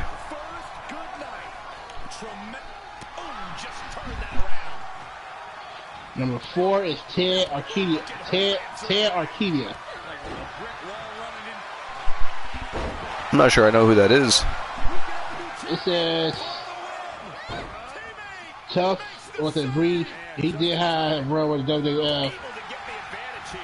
He is not well known for being. Oh, that's why he's not well known being a wrestler. Oh, okay, well that makes sense. It does. Number 3 is. We are seeing all their best on display, but it might just come down to who can take advantage of a pivotal mistake. Heiko.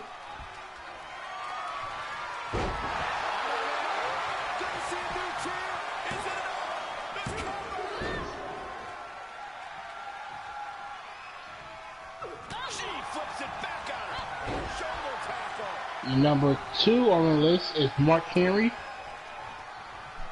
That's definitely no surprise. That is, really. I mean, he was legitimately the strongest man in the world like twice, I think. So.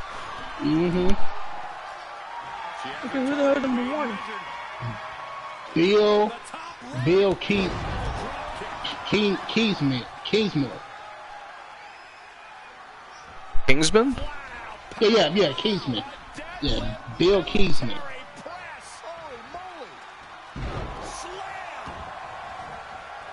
Sure says YTD Championship match sounds nice. I don't know. I like they had some people on here. Like I don't think Triple H should have been that high on the list. I mean, he was higher on the list. I mean, if that was a ranked list, I mean, he was higher on the list than The Undertaker. I mean, give me a break. Yeah, that's what I said. Yeah, that is. I think Undertaker had way better defeats than Triple H with kind of powerlifting people and throwing them That's kind of a crazy list. Yeah, it is. I guess that was a personal list more than a ranked list. No, I think it was. I think it was a personal list to this dude, to Daniel Mashley. I think it was a personal list. He said WWE power breaking. She avoids the attack completely. I don't know about that. I don't know. Oh, I think it was. He said, hello folks, welcome to another Flash show. He said, this time I have ranked the strongest wrestler of all time. So he ranked it himself. Yeah, that's exactly what I think he did there. Yep, me too. Well, Woozy, So, what's your... Go ahead. Sorry, I was going to say, Woozy, what's your list? Or, Yeah, sorry, Woozy, your that list, your Woozy. second list. Yeah, it was beat Yes. that list, Woozy. That list sucked. Honestly, anything can beat that list. Yeah, that was... it was far too opinionated. Again, I mean, you've got Triple H ahead of The Undertaker and the Ultimate Warrior, and you know what I mean? It's like what? The British Bulldog. Yeah, for real. Yeah. All right, Woozy, redeem us from the abyss that was that real. ghastly list. My ears is bleeding. Yeah, that was like that violated our minds. Your list, boss, is the reason why I drink. He did say that.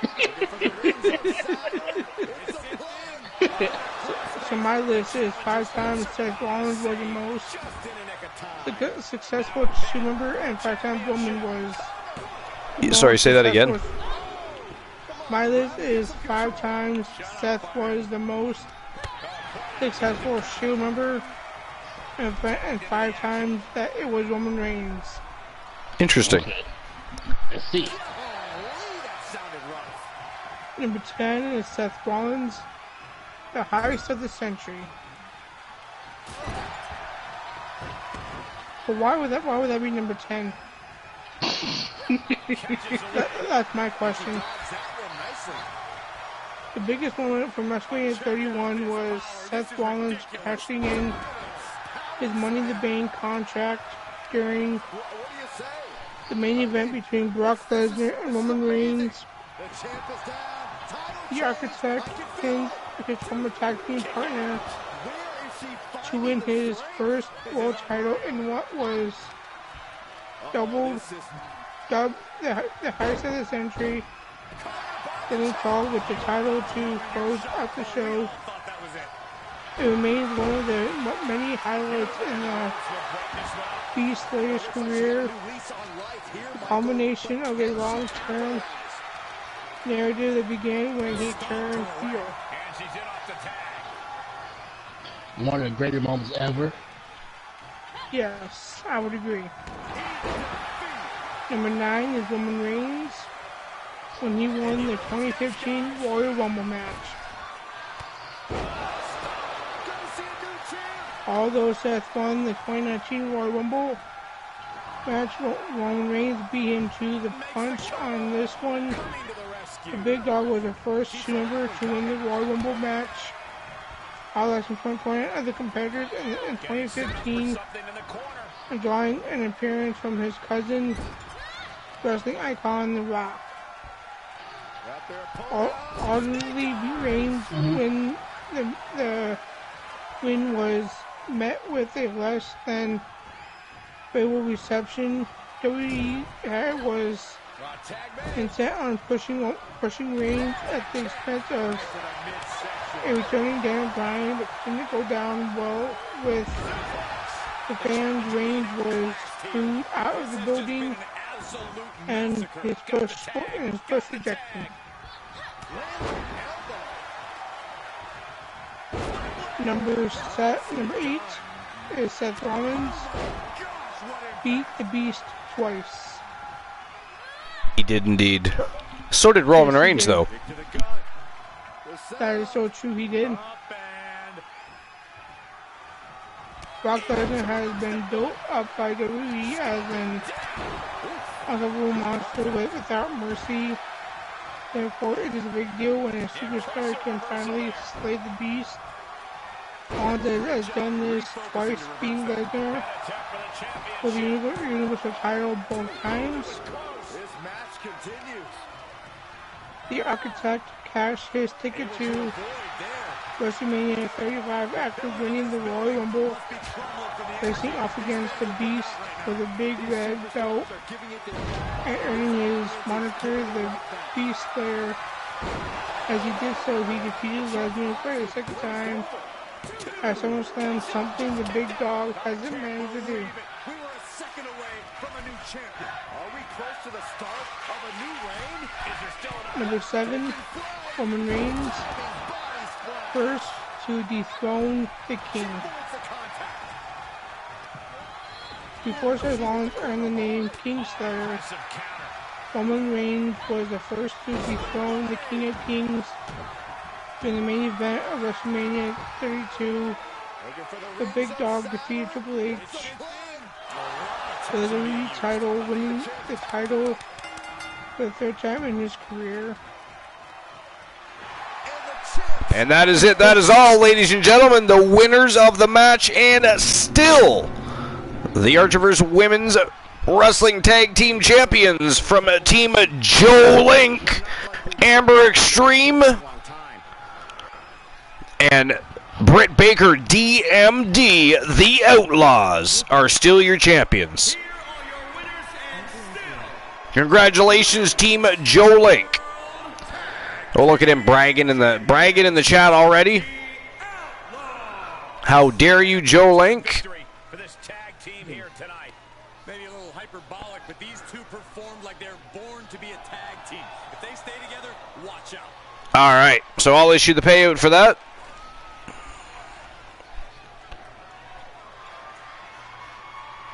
Number 6 on my list is Seth Rollins, We will be back. inaugural NXT champion. As a big victory for the Outlaws over the former multiple-time champions. It was a very good match. It was a great match, I agree.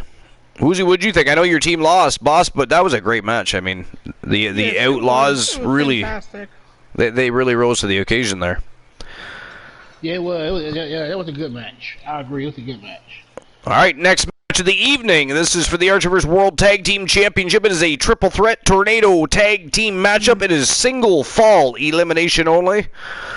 We've got, of course, the Usos from the Bloodline, and they are facing J.R. Jack and the Great Champ Jackson, the primetime players. They are looking to dethrone Big Bubba Bruno and Mitchell Vaughn from Team Dogface, the weapons of mass destruction. The reigning defending champions putting their titles on the line. Who do you guys think are walking out the tag team champions here? Well, I know it's not gonna be the Usos. So it's between the Prime Time and the Weapons of Destruction. Prime Time is a hard team. Now they've been dominating the tag team division for a long time. So has the Weapons of Mass Destruction. But I had to go with my gut with this one and go with the Prime Time players. Uzi? All right, Jolene, I'm going with Weapons of Mass Destruction. You're going with the weapons of mass destruction. You get the reigning defending champions to hold on to the gold. I do. All right. Myself, I'm actually rooting for the champions themselves. I think they're going to pull out all the stops and find a way to retain the gold here tonight. But formidable champions, both former tag team champions. It's going to be a great matchup either way. But there you go. Betting lines are open. Bet away. And it is showtime and go time for the Archiverse World Tag Team Championship. Let's go. So far, every champion changed hands so far. Yeah, that's true. Well, Except the women's tag team division. Yeah, I was gonna say that tag team or that title didn't change hands. Yeah, except that one. Yeah. And technically, the Pure Wrestling Championship was a vacant title, so it was just an inaugural champion. Yeah. So only one title has changed hands thus far. Okay. Yeah, I forgot about that one. Yeah, you're right. Yeah. I forgot about that.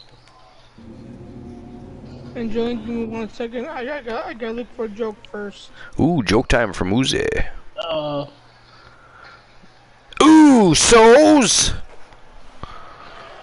Hey, do you remember that one wrestler who wasn't tough enough? I think he only had what's his name was? He only had one leg.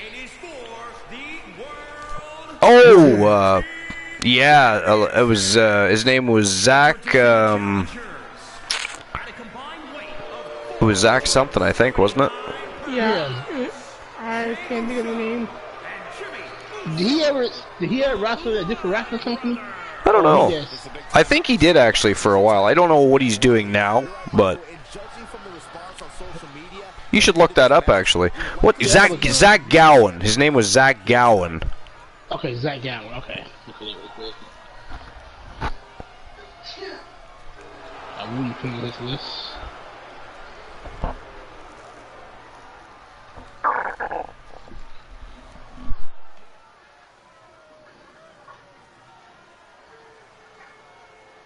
I'm still looking for a joke.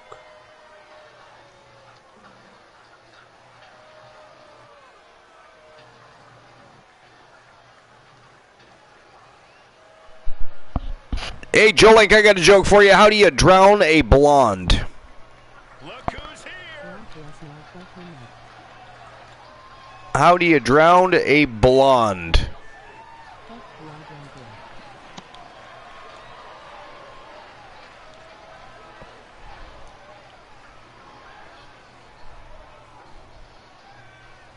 Do you guys want to take a guess? How do you drown a blonde? I Yeah. am at a loss. You're at a loss. Boss, what about you? How do you draw a blind? What about you, Joe Link? I don't know, I'm stuck on that one. If you want to drown a blonde, you simply put a scratch and sniff sticker at the bottom of a swimming pool.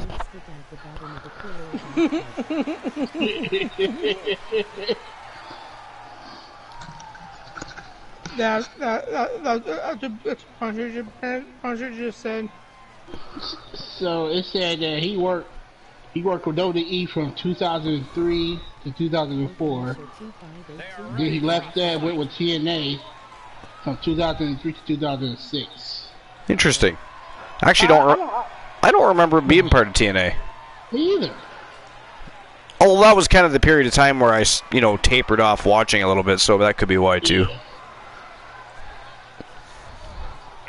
So he made his. 536 pounds. The prime time. Stupid phone.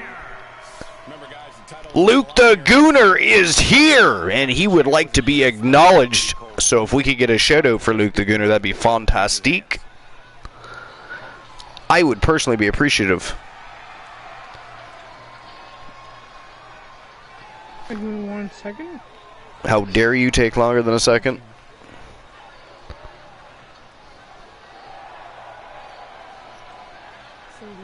There we go.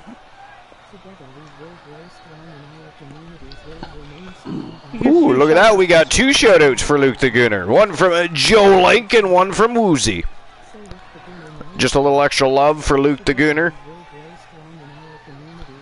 So what's going on, Luke? What's doing exciting? Glad you're here. Welcome to episode number 393. Ladies and gentlemen, we are but 7 episodes away from 400. Joe Link, what do you think about that? Episode 400, just around the corner. Oh. Big 400. The big 4 dub. The golden number.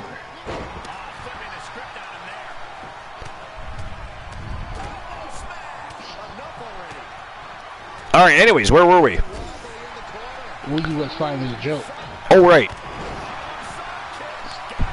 My phone is being possessed.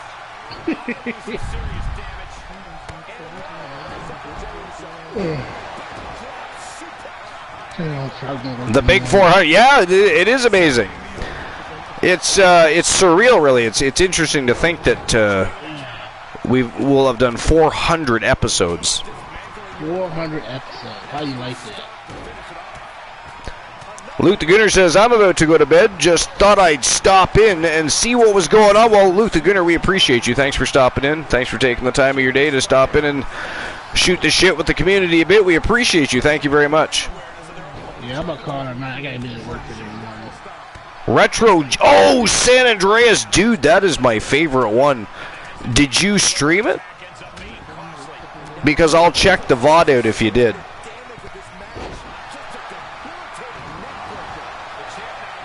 You were just playing it, or were you streaming it? Yeah, San Andreas is a fantastic game. That's my favorite. Now, to be fair, I haven't played GTA 5. I have not. I will admit that. No.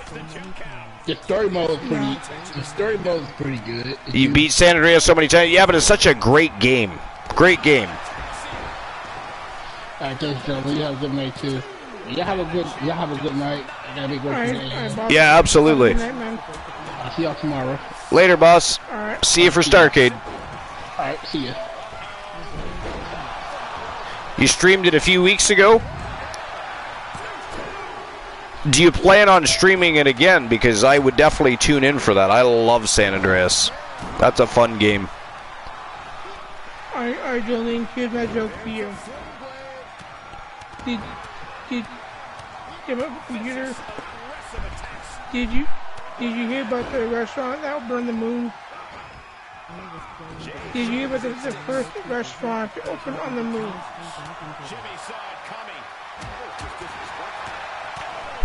Luke the Gunner says, I was playing the definitive edition. I know people hate that version, but it's honestly gotten better. I mean, I don't hate it.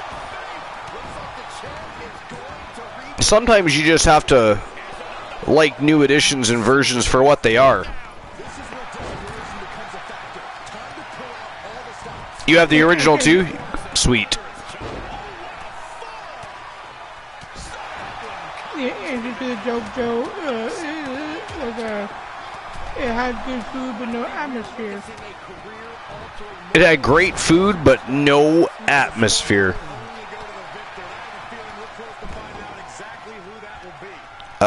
Luke the Gunner says people expected too much, I think. Yeah, well, that tends to happen, right? Expectations end up being too high.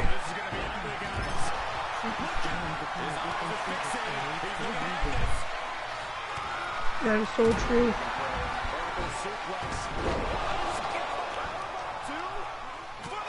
Alright, anyway, back to your list, Woozy. Alright. My next one on my list is... Wow, look at that, ladies and gentlemen. That is it. That is all. The winners of the match and new Archiverse World Tag Team Champions from Team Almighty Exotic, JR Jack and the Great Champ Jackson, the Prime Time Players, are your new champions. That is crazy. That is crazy. Boy, were we wrong. That is ghastly. Yes, it seems to be the trend tonight, Archer. All right, payout has been issued. The defending champion had this well in hand, but the new champ had other plans. Alright, number five on my list is Roman Reigns' Survivor Series record. Roman Reigns has proven that he is more than capable of delivering in big matches, pulling out some brutal maneuvers from his arsenal and taking big spots that awe a crowd. He tied the record for most eliminations in the Survivor Series match in 2013, an early sign of the greatness that would follow.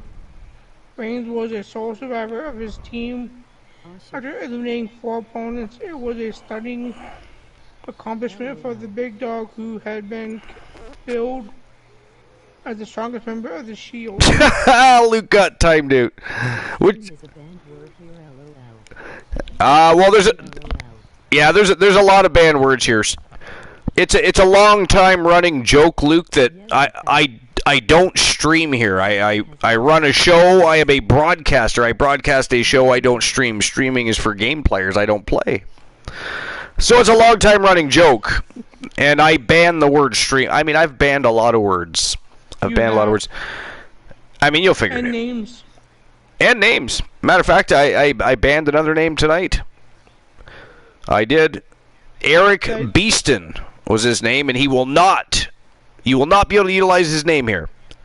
His list was Ghastly, and he was banned. He is now on the list. He is on the list. Many things are on the list. Hell, the list of Jericho is on the list of Archer. My phone is on the list of Archer. That's true. Your phone is on the list of Archer. How dare it be a piece of shit?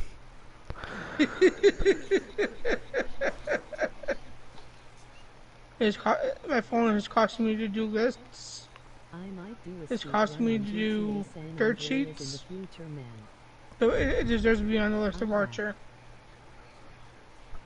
And welcome back, Tap Out. How you doing, man?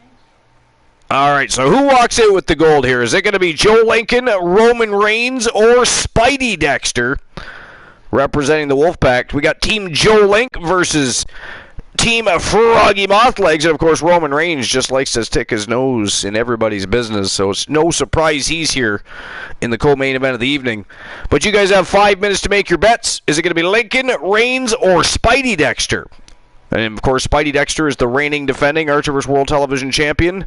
Will he retain his gold, or will he be dethroned? We're going to find out. And there you go. Betting lines are open, you fiends. Bet away.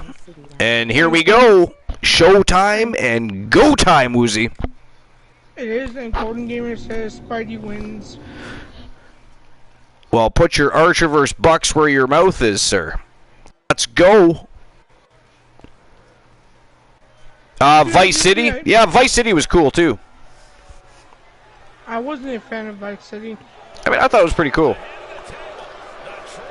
It wasn't as good as San Andreas by any stretch of the means, but... No, nothing is. No. San Andreas is their best game, I think. If I'm being honest, San Andreas is the best of them all. Yeah, it was awesome. Okay, number 4 on my list is Seth Rollins. Golden Gamer says going all in on Spider. Joe Link says, yeah, Roman can get enough of causing problems. Yeah, I know. He's always sticking his nose where it don't belong with Archer. Archer got his payback, though. And by the way, Joe Link, you weren't here earlier, I don't think, to see it, but the Coalition picked up another big W tonight. I mean, not just Archer on a roll, the Coalition on a roll lately. They are climbing the ranks. Yes, we are. Matter of fact, I think it would be hard-pressed to say I think Elijah Archer deserves a shot at carrying Cross over at YTD Academy.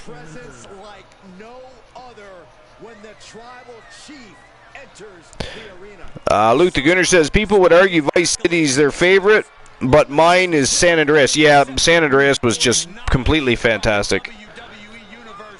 Golden Gamer says, Demon Killer needs work. Is that your client's name, Golden Gamer? Demon Killer? Is that your wrestler?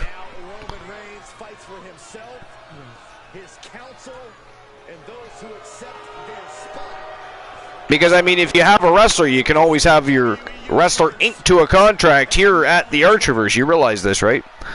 It is what we do here. Joe Link says, I seen them fight.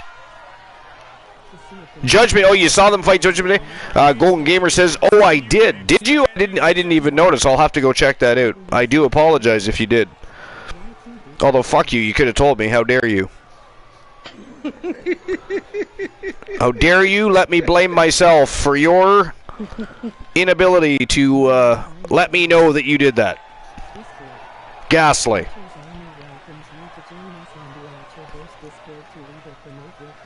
And introducing the challenger, representing the generation from the Phenom, Joe Lincoln. at 227 pounds. I'm going with Spidey on this one. Thanks for dropping the Discord and YouTube links, Joe Link. Appreciate that. Yeah, Golden Gamer, Luke the Gooner. If you guys haven't already been checking out the YTD Academy, we of course have dark matches all week long, and then every Saturday we go live. This Saturday will be the 5th episode of YTD Academy. We have a great time with YTD Academy as a developmental league, and it is designed to push new talent, and as well, if some of the superstars have been having a rough go on the main roster, they can go and revitalize themselves at YTD Academy. We got championship matches, and we're going to have our very first YTD Academy stream preview next month, actually.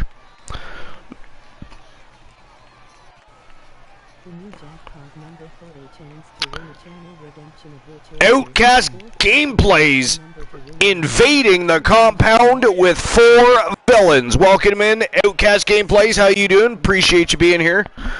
Welcome to episode number 393. You're just in time for the co-main event of the evening. For the World Television Championship, we got Spidey Dexter representing the Wolfpack from Team Froggy Mothlegs, defending against Roman Reigns.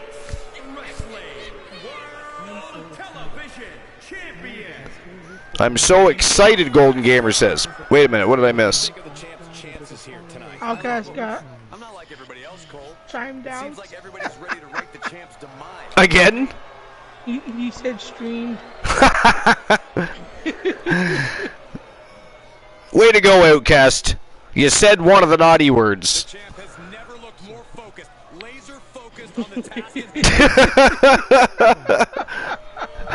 Outcast is like, damn, I knew that was a banned word. Outcast says I had a good show. I don't doubt that, sir. And how did the rest of your show go? And by the way, all you villains that came in with Outcast Gameplays, number one, first and foremost, thank you for supporting Outcast Gameplays. He's become quite a member of the Fam Jam here. He's at most of the shows now. He's been on the broadcast. And by the way, all while he was trying to reach affiliate. Very impressive, and we appreciate his participation in the community, and we appreciate you guys following him over. Yes, thank you everyone for following my best friend Outcast Gameplays. Show's going good, Outcast. We're at the co-main event right now. But it's been a great show, a lot of great matches. We've had a couple titles change hands.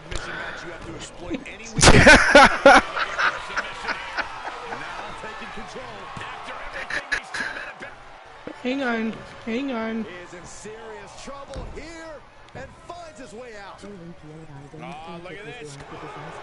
He's staring his opponent down, getting into that. Luke the Gunner says, yeah, I don't think it was like a disaster like people said, but yeah, it shouldn't be, or sorry, it shouldn't have launched how it did though. Nameless Wonder says, I'm the cool one. I mean, that's true. Well played, fair. That is fair. That's questionable, though. Golden Gamer says, no, I am. We're going to see a chat room scrap here between Nameless and Golden Gamer. 1v1. Who's the cool one? And Q Christian Cool. Nameless. So many things can transpire in a matchup like this. What could be that elusive X factor? It is mission critical to be. Luke the Gunner says, was on about GTA trilogy. Nameless says, I'll fight that 10-year-old. Bring it.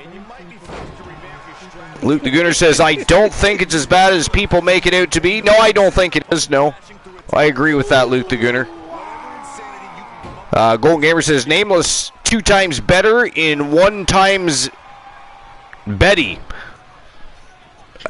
I guess he likes bread.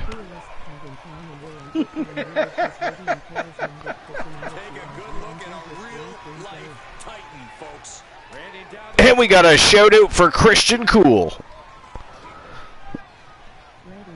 The mayor, the leader of the Coolverse and captain of the Cool Kids is Santa Coolaws. I don't know what he's up to tonight. Is he streaming tonight? Yeah, he's doing a solo board game tonight. Oh, well, I'll be sure not to raid him. I'm just kidding. That's probably where we're going. I was waiting for that shit. I don't think he's streaming yet, though. No, he's still at work. How dare he have a job? Exactly, working till all hours of the night. Welcome in, Froggy. How you doing? Froggy Mothlegs, finally in the house. And of course, he comes in when his client's fighting. It was like the god summons him to his own match. Froggy comes right in and says, "How dare you?" Well, how dare you be late? How dare you? How dare us? Exactly. Froggy actually banned you for being late.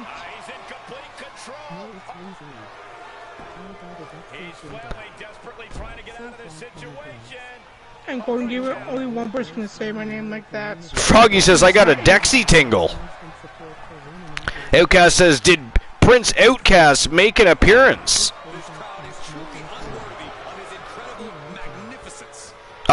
He did not, Outcast, because this is Wrestle Wars. Now, mind you, there were some Starrcade superstars here tonight because of the Pure Wrestling Championship matchup. So you'll be tomorrow night, Outcast. Tomorrow, you'll be there tomorrow. Matter of fact, word has it that Outcast might have a big match tomorrow night. I mean, I can't validify that. It's just what I hear. Rumors, you know. Caitlin, tap Golden Gamer trying to take your. I mean, those that do well at the YTD Academy, Outcast, they get opportunities, and of course you've just been signed to Starrcade, becoming a member of the Coalition Starrcade with Youngblood Graves, and of course your success in YTD Academy is well documented. So I mean, one only can, and of course you're a champion. Let's not forget that the Outcast, Prince the Outcast, by the way, is the YTD Academy European Wrestling Champion. So tomorrow night on Starrcade, an opportunity will be presenting itself to Prince the Outcast.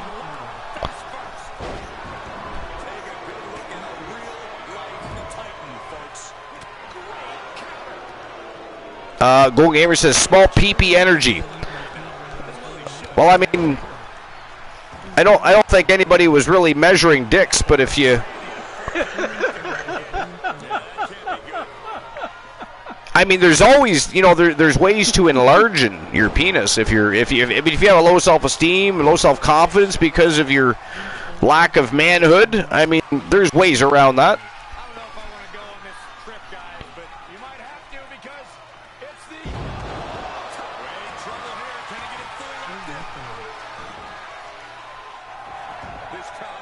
Froggy Mothleg says he's not the king of the ring, but he is the prince of the fence.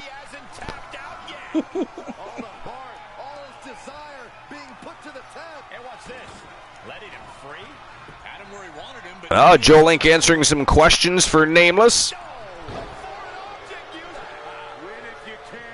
I mean, you can, yeah, okay, he dropped some information there. So yeah, Nameless, it is completely 100% simulated. This is a fantasy wrestling league. First and foremost, it is completely storyline driven. Everybody that comes on board and has a wrestler signed or inked to a contract, as it is said here, they're in control of their own wrestlers. Whether they progress as a part of a tag team or singles career, that is up to you completely. And right now we've got a total of 88 streamer teams, and well over 50 of them are active currently. And we're constantly progressing through different shows. Obviously, we have two main shows a week: the Archers Wrestle Wars every Wednesday, except for this week it's obviously tonight. Every Friday is WCW Starrcade, and then Saturday nights we go live on YouTube for YTD Academy. This Saturday, incidentally, will be the 5th episode of YTD Academy on YouTube. And over at YTD Academy, we have dark matches all week long, and then of course we have our live show on Saturday. So a lot goes on. There's different ways to progress your wrestler through careers. And we do not have any Vince McMahons here. Our tyrant his name is Vinny K. Vinny with a Y, K-A-Y. He is a billionaire black man who is he was in constant battle with the Archerverse over bragging rights and supremacy, but lately the Wolfpack, and they've got a lot of financial backing and connections, and they have been trying to overtake Vinny K. And WCW. Matter of fact, they've even been advertising it as Wolfpack Championship Wrestling. And as of recent, I believe it was just last week, Woozy, or the week before, when the Wolfpack logo showed up on the barricade suddenly. So, a lot goes on. I've seen that. It can't be understated how much that could have just saved this match. Yeah, Tap Out, don't steal his name for Woozy. How dare you? Yeah, you should know to not piss off. Nameless Wonder says, I'm still waiting for this band that Archer promised me yesterday.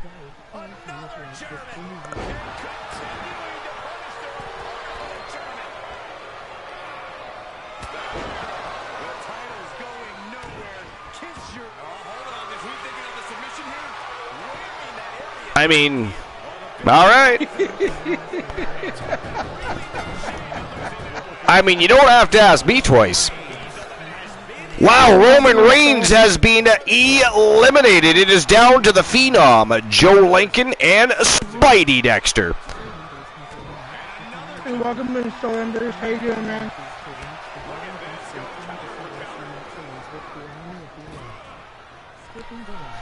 Soul Embers, what's new and exciting, my friend? Welcome into episode number 393, Soul Embers.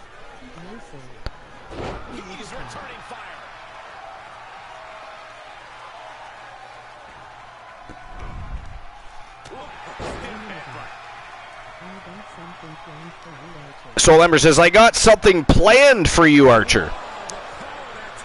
Oh no. Archie, be careful. I mean, if you're going to tickle my testicles again, could we not do it with a feather this time? Because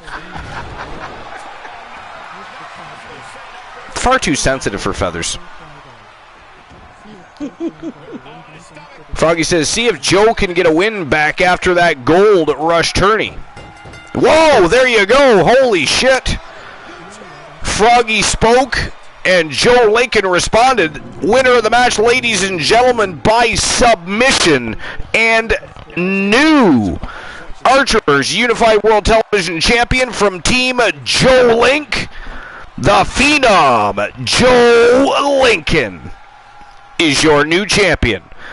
And I believe if we were to check, I think that is the third time he's been champion. Yo, Nameless, thanks for stopping by, my friend. I appreciate you.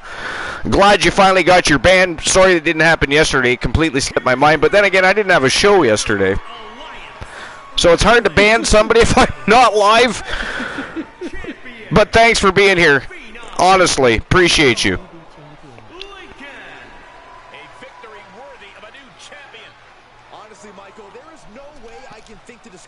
All right. Joe Link says four-time. Oh, sorry about that, Joe Link. Four-time champion. And congratulations to Team Joe Link. Can we get a shout-out for Team Joe Link, please? All right, I'll issue the payout for that.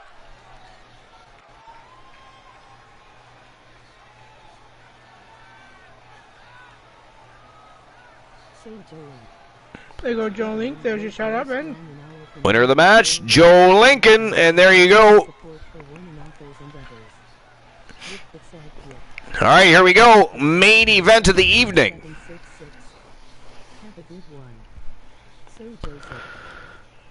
And the main event of the evening is for the Archerverse World Wrestling Championship. It is The Fiend taking on Team the Turret Man's The Terror, Johnny Braddock, and of course, Cyborg Adam Colossus coming out in tow to support his buddy, and of course they together are Demolition, former multiple-time tag team champions and the longest reigning tag team champions in Archerverse history. This is not a tag team matchup, though it's a singles competition, but Johnny Braddock has been on one hell of a tear. This is a championship that eluded Johnny Braddock his entire career. Ever since the Archiverse 1.0, Johnny Braddock and Adam Colossus, they are OG wrestlers here at the Archiverse. Been around since the Archiverse 1.0, but that championship eluded Johnny Braddock. He, of course, finally won that championship, but then, through politics, his championship was exploded, so he had that stolen from him. He battled and clawed his way back, won the title, and has been on a tear ever since, holding on to that title very firmly in his grasps. And tonight, The Fiend wants to rip him apart and take that championship from him. The question is, do you guys think he can do that? Who do you guys think walks out the Archiverse World Champion tonight? I'm going Braddock. I think Braddock retains. All right, so who walks out the world champion? Is it going to be The Fiend or the Faux End? It is not funny. How dare you? How dare you? How dare me? All right, is it going to be The Fiend or the Terror? 5 minutes to make your bets, and there you go. Betting lines are open for the main event of the evening. Yes, Luke, have a great night. Thanks for being here. Appreciate you.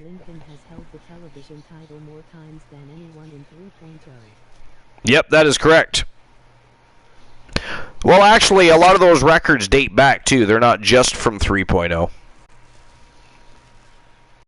Except for any championships that we, completely got rid of. Froggy Moth likes it, The Fiend versus the Terror. What a hell of a billing. That is a great match, I know. All right, here we go, ladies and gentlemen. Main event of the evening. Let's go. It is showtime and go time. Let's go. All right, and back to your list, Woozy. All right, number 4 on the list is Seth Rollins' heel turn. Right back while I just grab myself a drink again. Alright.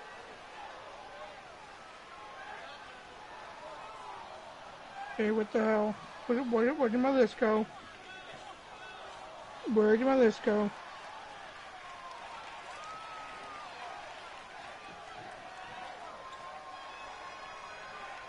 Damn it.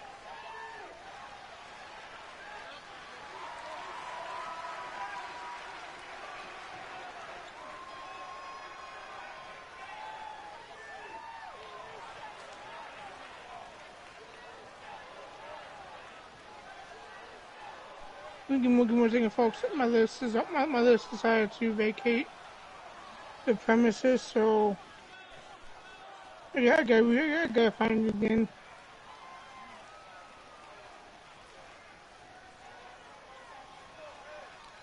Self-reading list, nice.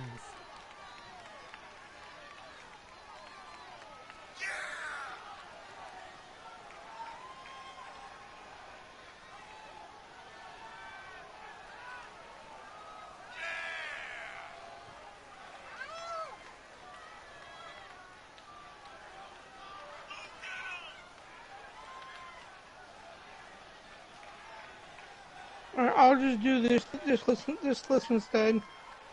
To see a complete list of champions from each Because my list just decided to say fuck you and disappear. WCW or YTV into the chat. So this new list is 5 AEW wrestlers who are older than you think and 5 who are much younger.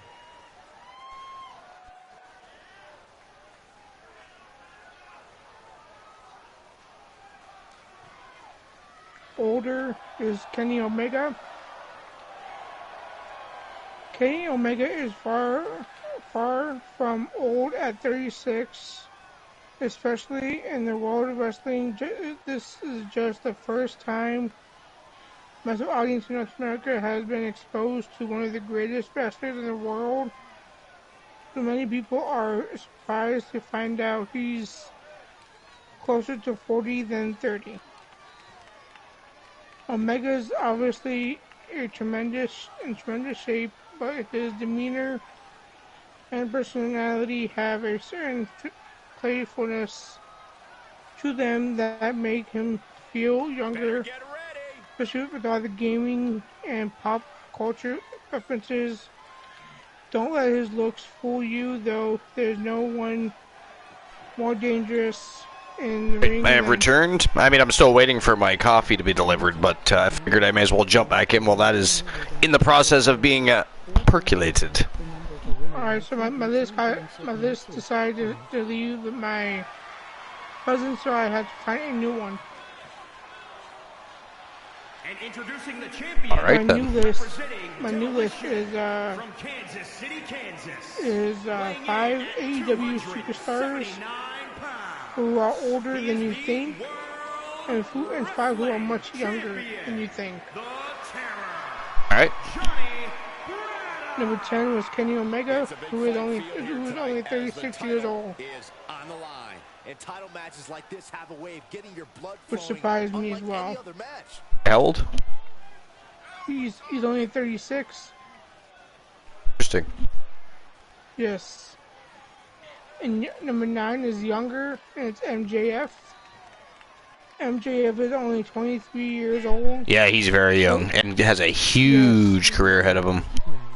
I would agree. Written him off as champion, but he is determined to prove his Yeah, where did all of this hate toward the fans and his peers come from? We've said it about many wrestlers before, but this one bears repeating. When it comes to Mr. Friedman, he is the future of the business and the hottest heel act today. His character work is flawless. He's only getting better in the ring. Every match, he has limitless potential. If AEW is smart, which they have shown to create.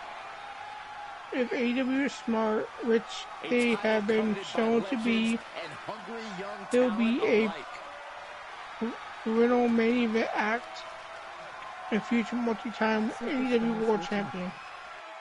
Archie, when has AEW been smart? Is what? When has AEW been smart? Well, I mean, when they first started out, they were doing a lot of things right. You have to forgive me for the lack of information. So lately they have not. I have heard that it's highly coveted. Well, my sources sent me a VHS tape with this. Number 8 is older Orange Cassidy. Really? Hey, can I borrow that tape, Corey? Absolutely not, Saxon. Orange Cassidy is 35 years old. Really? Wow, I didn't think he was that old. No, I didn't either. Have thumbs up next. Fine, although we're not in the mood to write a full entry on Pressure Squeeze, will do it. Half 3, Orange Cassidy has been around on the indie scene longer than most fans would assume. And he's older than most of the biggest stars on the AEW roster. Cody Rhodes and Moxley are at 34. His style of wrestling is definitely quirkier, so bigger companies never pursued him. The full demean definitely, the full damn definitely adds to it, but it's his carefree attitude and sloth-like behavior that makes him look super youthful. Shave the beard, he probably looks like a teenager. I would agree. I did not think he would be 35 years old. No, I didn't think. Yeah, he looks a lot younger than that. I would have thought late 20s, early 30s, but. I would agree. Number 7 is younger, Chris Statlander. We're not sure how old she is on her native planet, but in Earth years, the galaxy's greater alien is 24. It seems that Chris Statlander came out of nowhere and quickly found her place in AEW's women's division. She instantly became a fan favorite with her unique look and gimmick and her Blossoming romance with Orange Cassidy can only make her even more popular. Statlander is a powerful competitor that uses her size and strength to her advantage, as she has already found herself in the title hunt and looks to remain there for foreseeable future. Number 6 on the list is older. Huggy Mothlight says Kenny's my age. Nice. Number 6, older Nyla Rose. The native beast has really grown as a performer. This dynamite went on air from someone who looked a little green and didn't have much of a personality. Besides, I'm a beast. Hear me roar. Nyla Rose has really came into her own and was rightfully rewarded with AEW Women's Championship.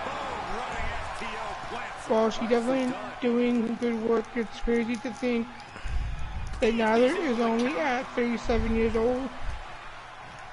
Yeah. Of the older competitors, AEW women don't have a long shelf as men do when it comes to business.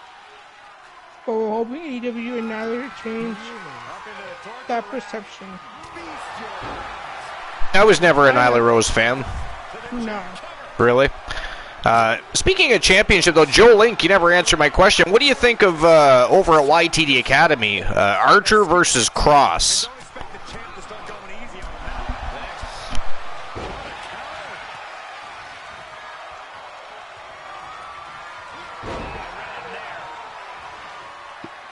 I mean, I think that would be a good match. What some may or may not be aware of is Archer's been on a tear over at the YTD Academy. He has been slaying monsters, and I mean everybody from Omos and the Undertaker and Braun Strowman, Kevin Nash, people like that, to Stone Cold Steve Austin. I mean, Joe Link says, I think you should do the match. I mean, that'd be a great match, I think. Karrion Kross versus Elijah Archer for the YTD Academy Grand Prix Championship. I would agree. Number 5 is considered younger. Now the question is, do we do it as a dark match or do we do it live here after the main event? You guys decide. I say do it live after the main event. After everything these two men have been through, will it end like this? Will it tap out? And that's a fall for the champion. Johnny Braddock is up 1-0. You have to give credit to the steady fight he's giving. He knew what was coming. If he was looking for an opportunity to pull a 180, that could be it.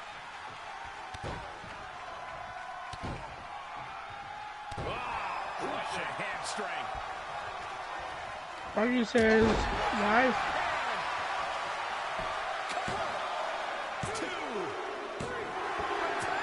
Oh, and that is it. That is all, ladies and gentlemen, by a score of a perfect 2-0. The winner of the match, and still, the Fiend went right after him. Did you see that?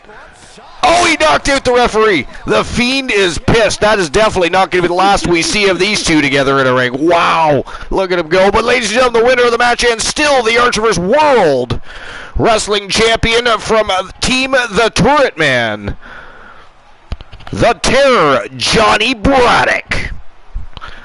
And I'll issue the payout for that here in just 1 second.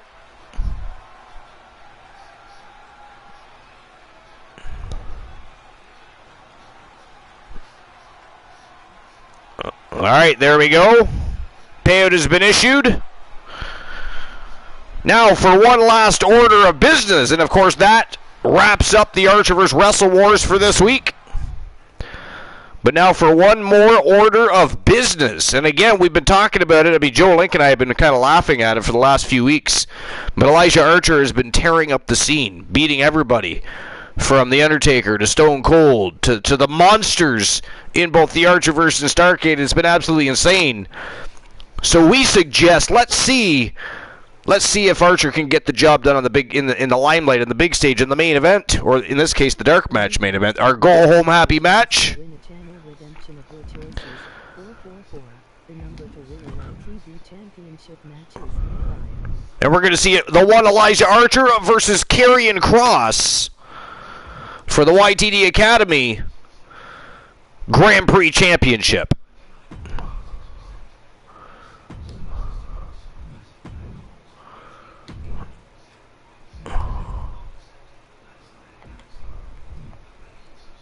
Yeah, younger is Adam Page.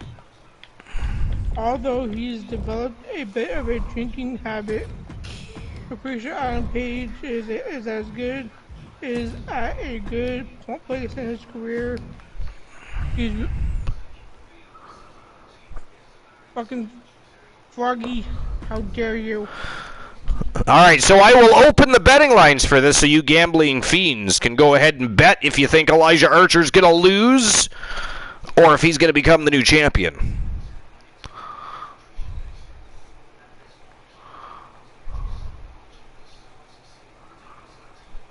Losing, I'm sad Poindexter lost his match. But I take some small comfort in knowing he lasted longer than Youngblood would have. How dare you?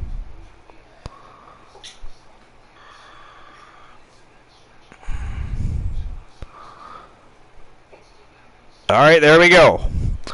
Who walks out the YTD Grand Prix champion, Elijah Archer or Karrion Kross? 5 minutes to make your bets. And there you go. Betting lines are open. And it is showtime and go time for the YTD Grand Prix Wrestling Championship. Let's go. And Woozy, I'm just going to collect my coffee while you continue running down your list. And Froggy redeemed oh, you got a reluctant compliment from the co-host. And he says, Woozy, I'm sad Poindexter lost his match. His name is Spidey Dexter. But I take, how dare you, sir? But I take some small comfort in knowing that he lasted longer than Youngblood would have. Oh no! Ooh, look at that. Froggy's dropping 5K, 5,000 Archerverse bucks on Elijah Archer. All right, I shall be right back. All right, Froggy. I gotta be nice. Even though what you said was not nice, I'm still gonna be nice.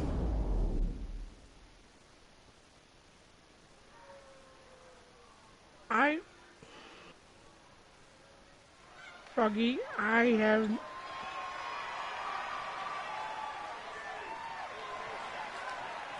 you have me speechless, Froggy. And that usually doesn't happen much. But I will say you making me speechless, that's a good thing.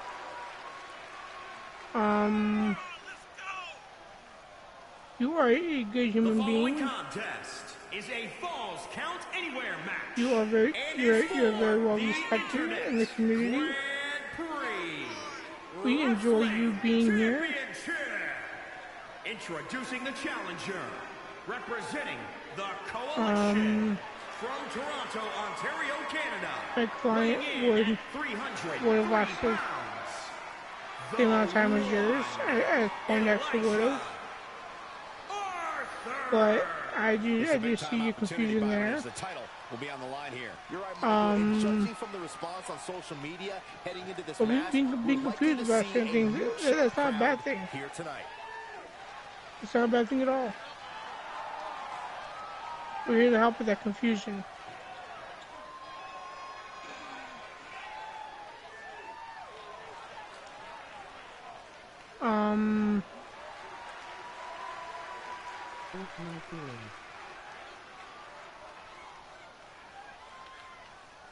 Losing to Joe Lincoln isn't a bad thing.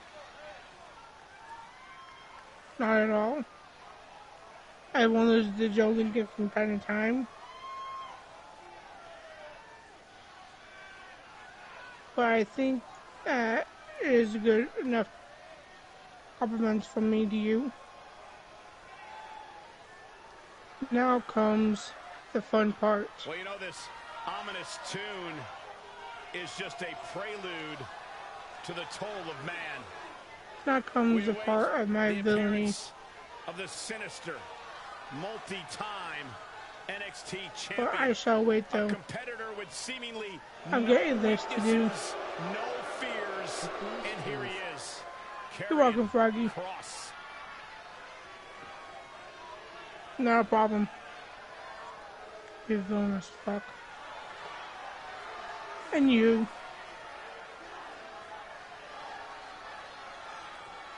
Yeah, younger Heyman Adam Page is, he's only 28 years old.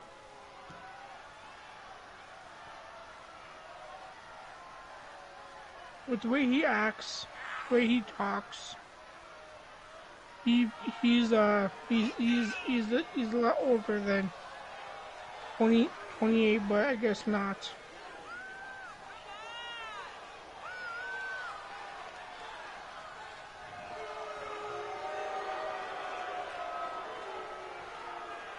Number 4 on my list is older. He's Christopher Daniels. Is like, do you want to know just how old Christopher Daniels is? If Vince Russo and Bruce Pritchard had the weight in '99, Daniels would have been revealed as the higher power, and WWE fans would have never gotten Vince McMahon's infamous "It was me all along" Austin. Every person involved in that angle is well over 50, and the fallen angel is right on the cusp at 49. It's safe to say he looks tremendous for his age, and in-ring skills haven't really fallen off.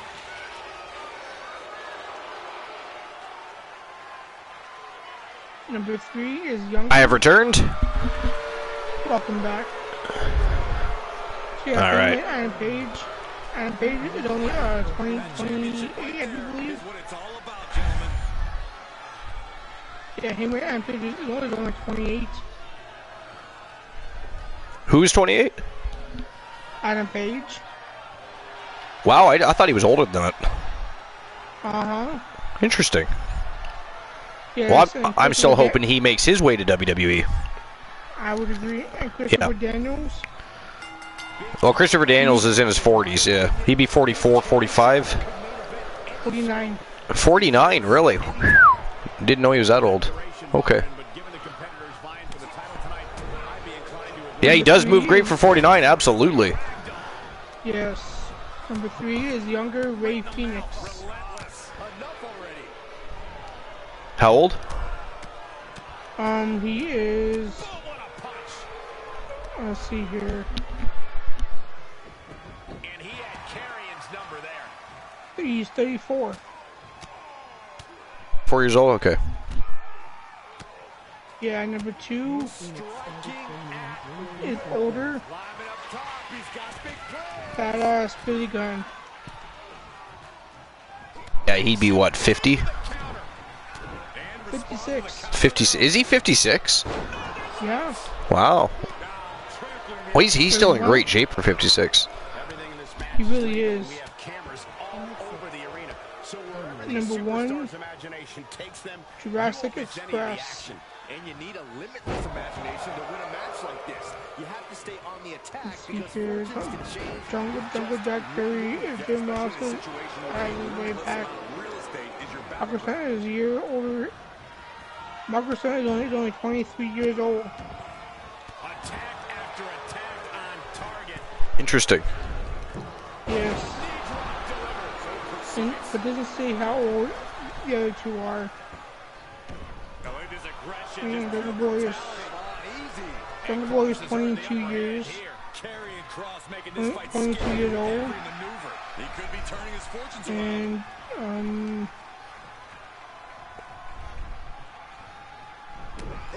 okay, it doesn't say how old Luchasaurus is. Oh well. That continues my second list of the night. It completes it. Yes. Yeah, you said continues. Completes, I meant. I'm not thinking right now. Wow, he nailed the diving stunner on Cross.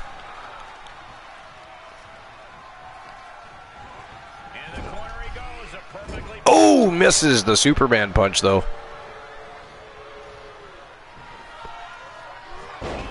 It's been a good match. I mean, Karrion Kross looking good in there trying to defend his title. He is. Come on, Archer. You can take the title off the Cross. You can do it. You can do it. Hard to watch, too.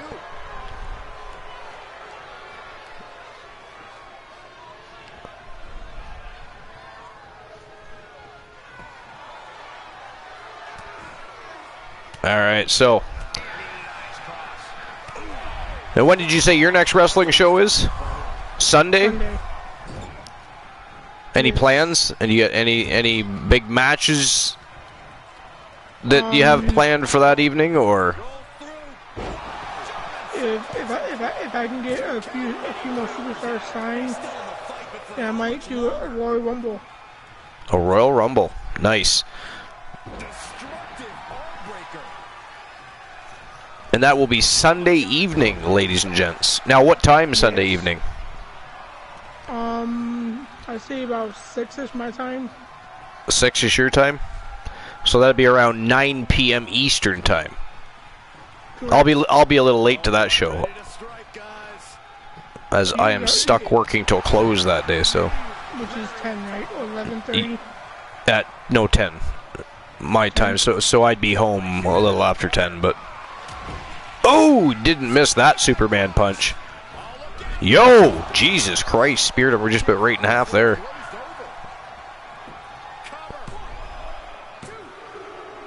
Wow, Archer did it. That is it. That is all, ladies and gentlemen. The winner of the match and new YTD Academy Grand Prix Wrestling Champion, the one Elijah Archer. Cool just went live. Yes, you did. All right, well, that is it. That is all for episode number 393.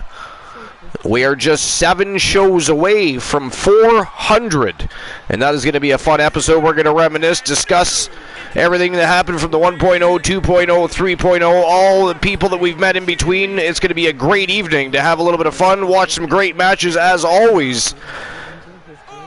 But we'll see each other tomorrow night at 10:30 p.m. Eastern Standard Time for WCW Starrcade, when WCW's roster continues their road to the next big stream preview of 2022 Halloween Havoc, the second annual Halloween Havoc, by the way, for the record.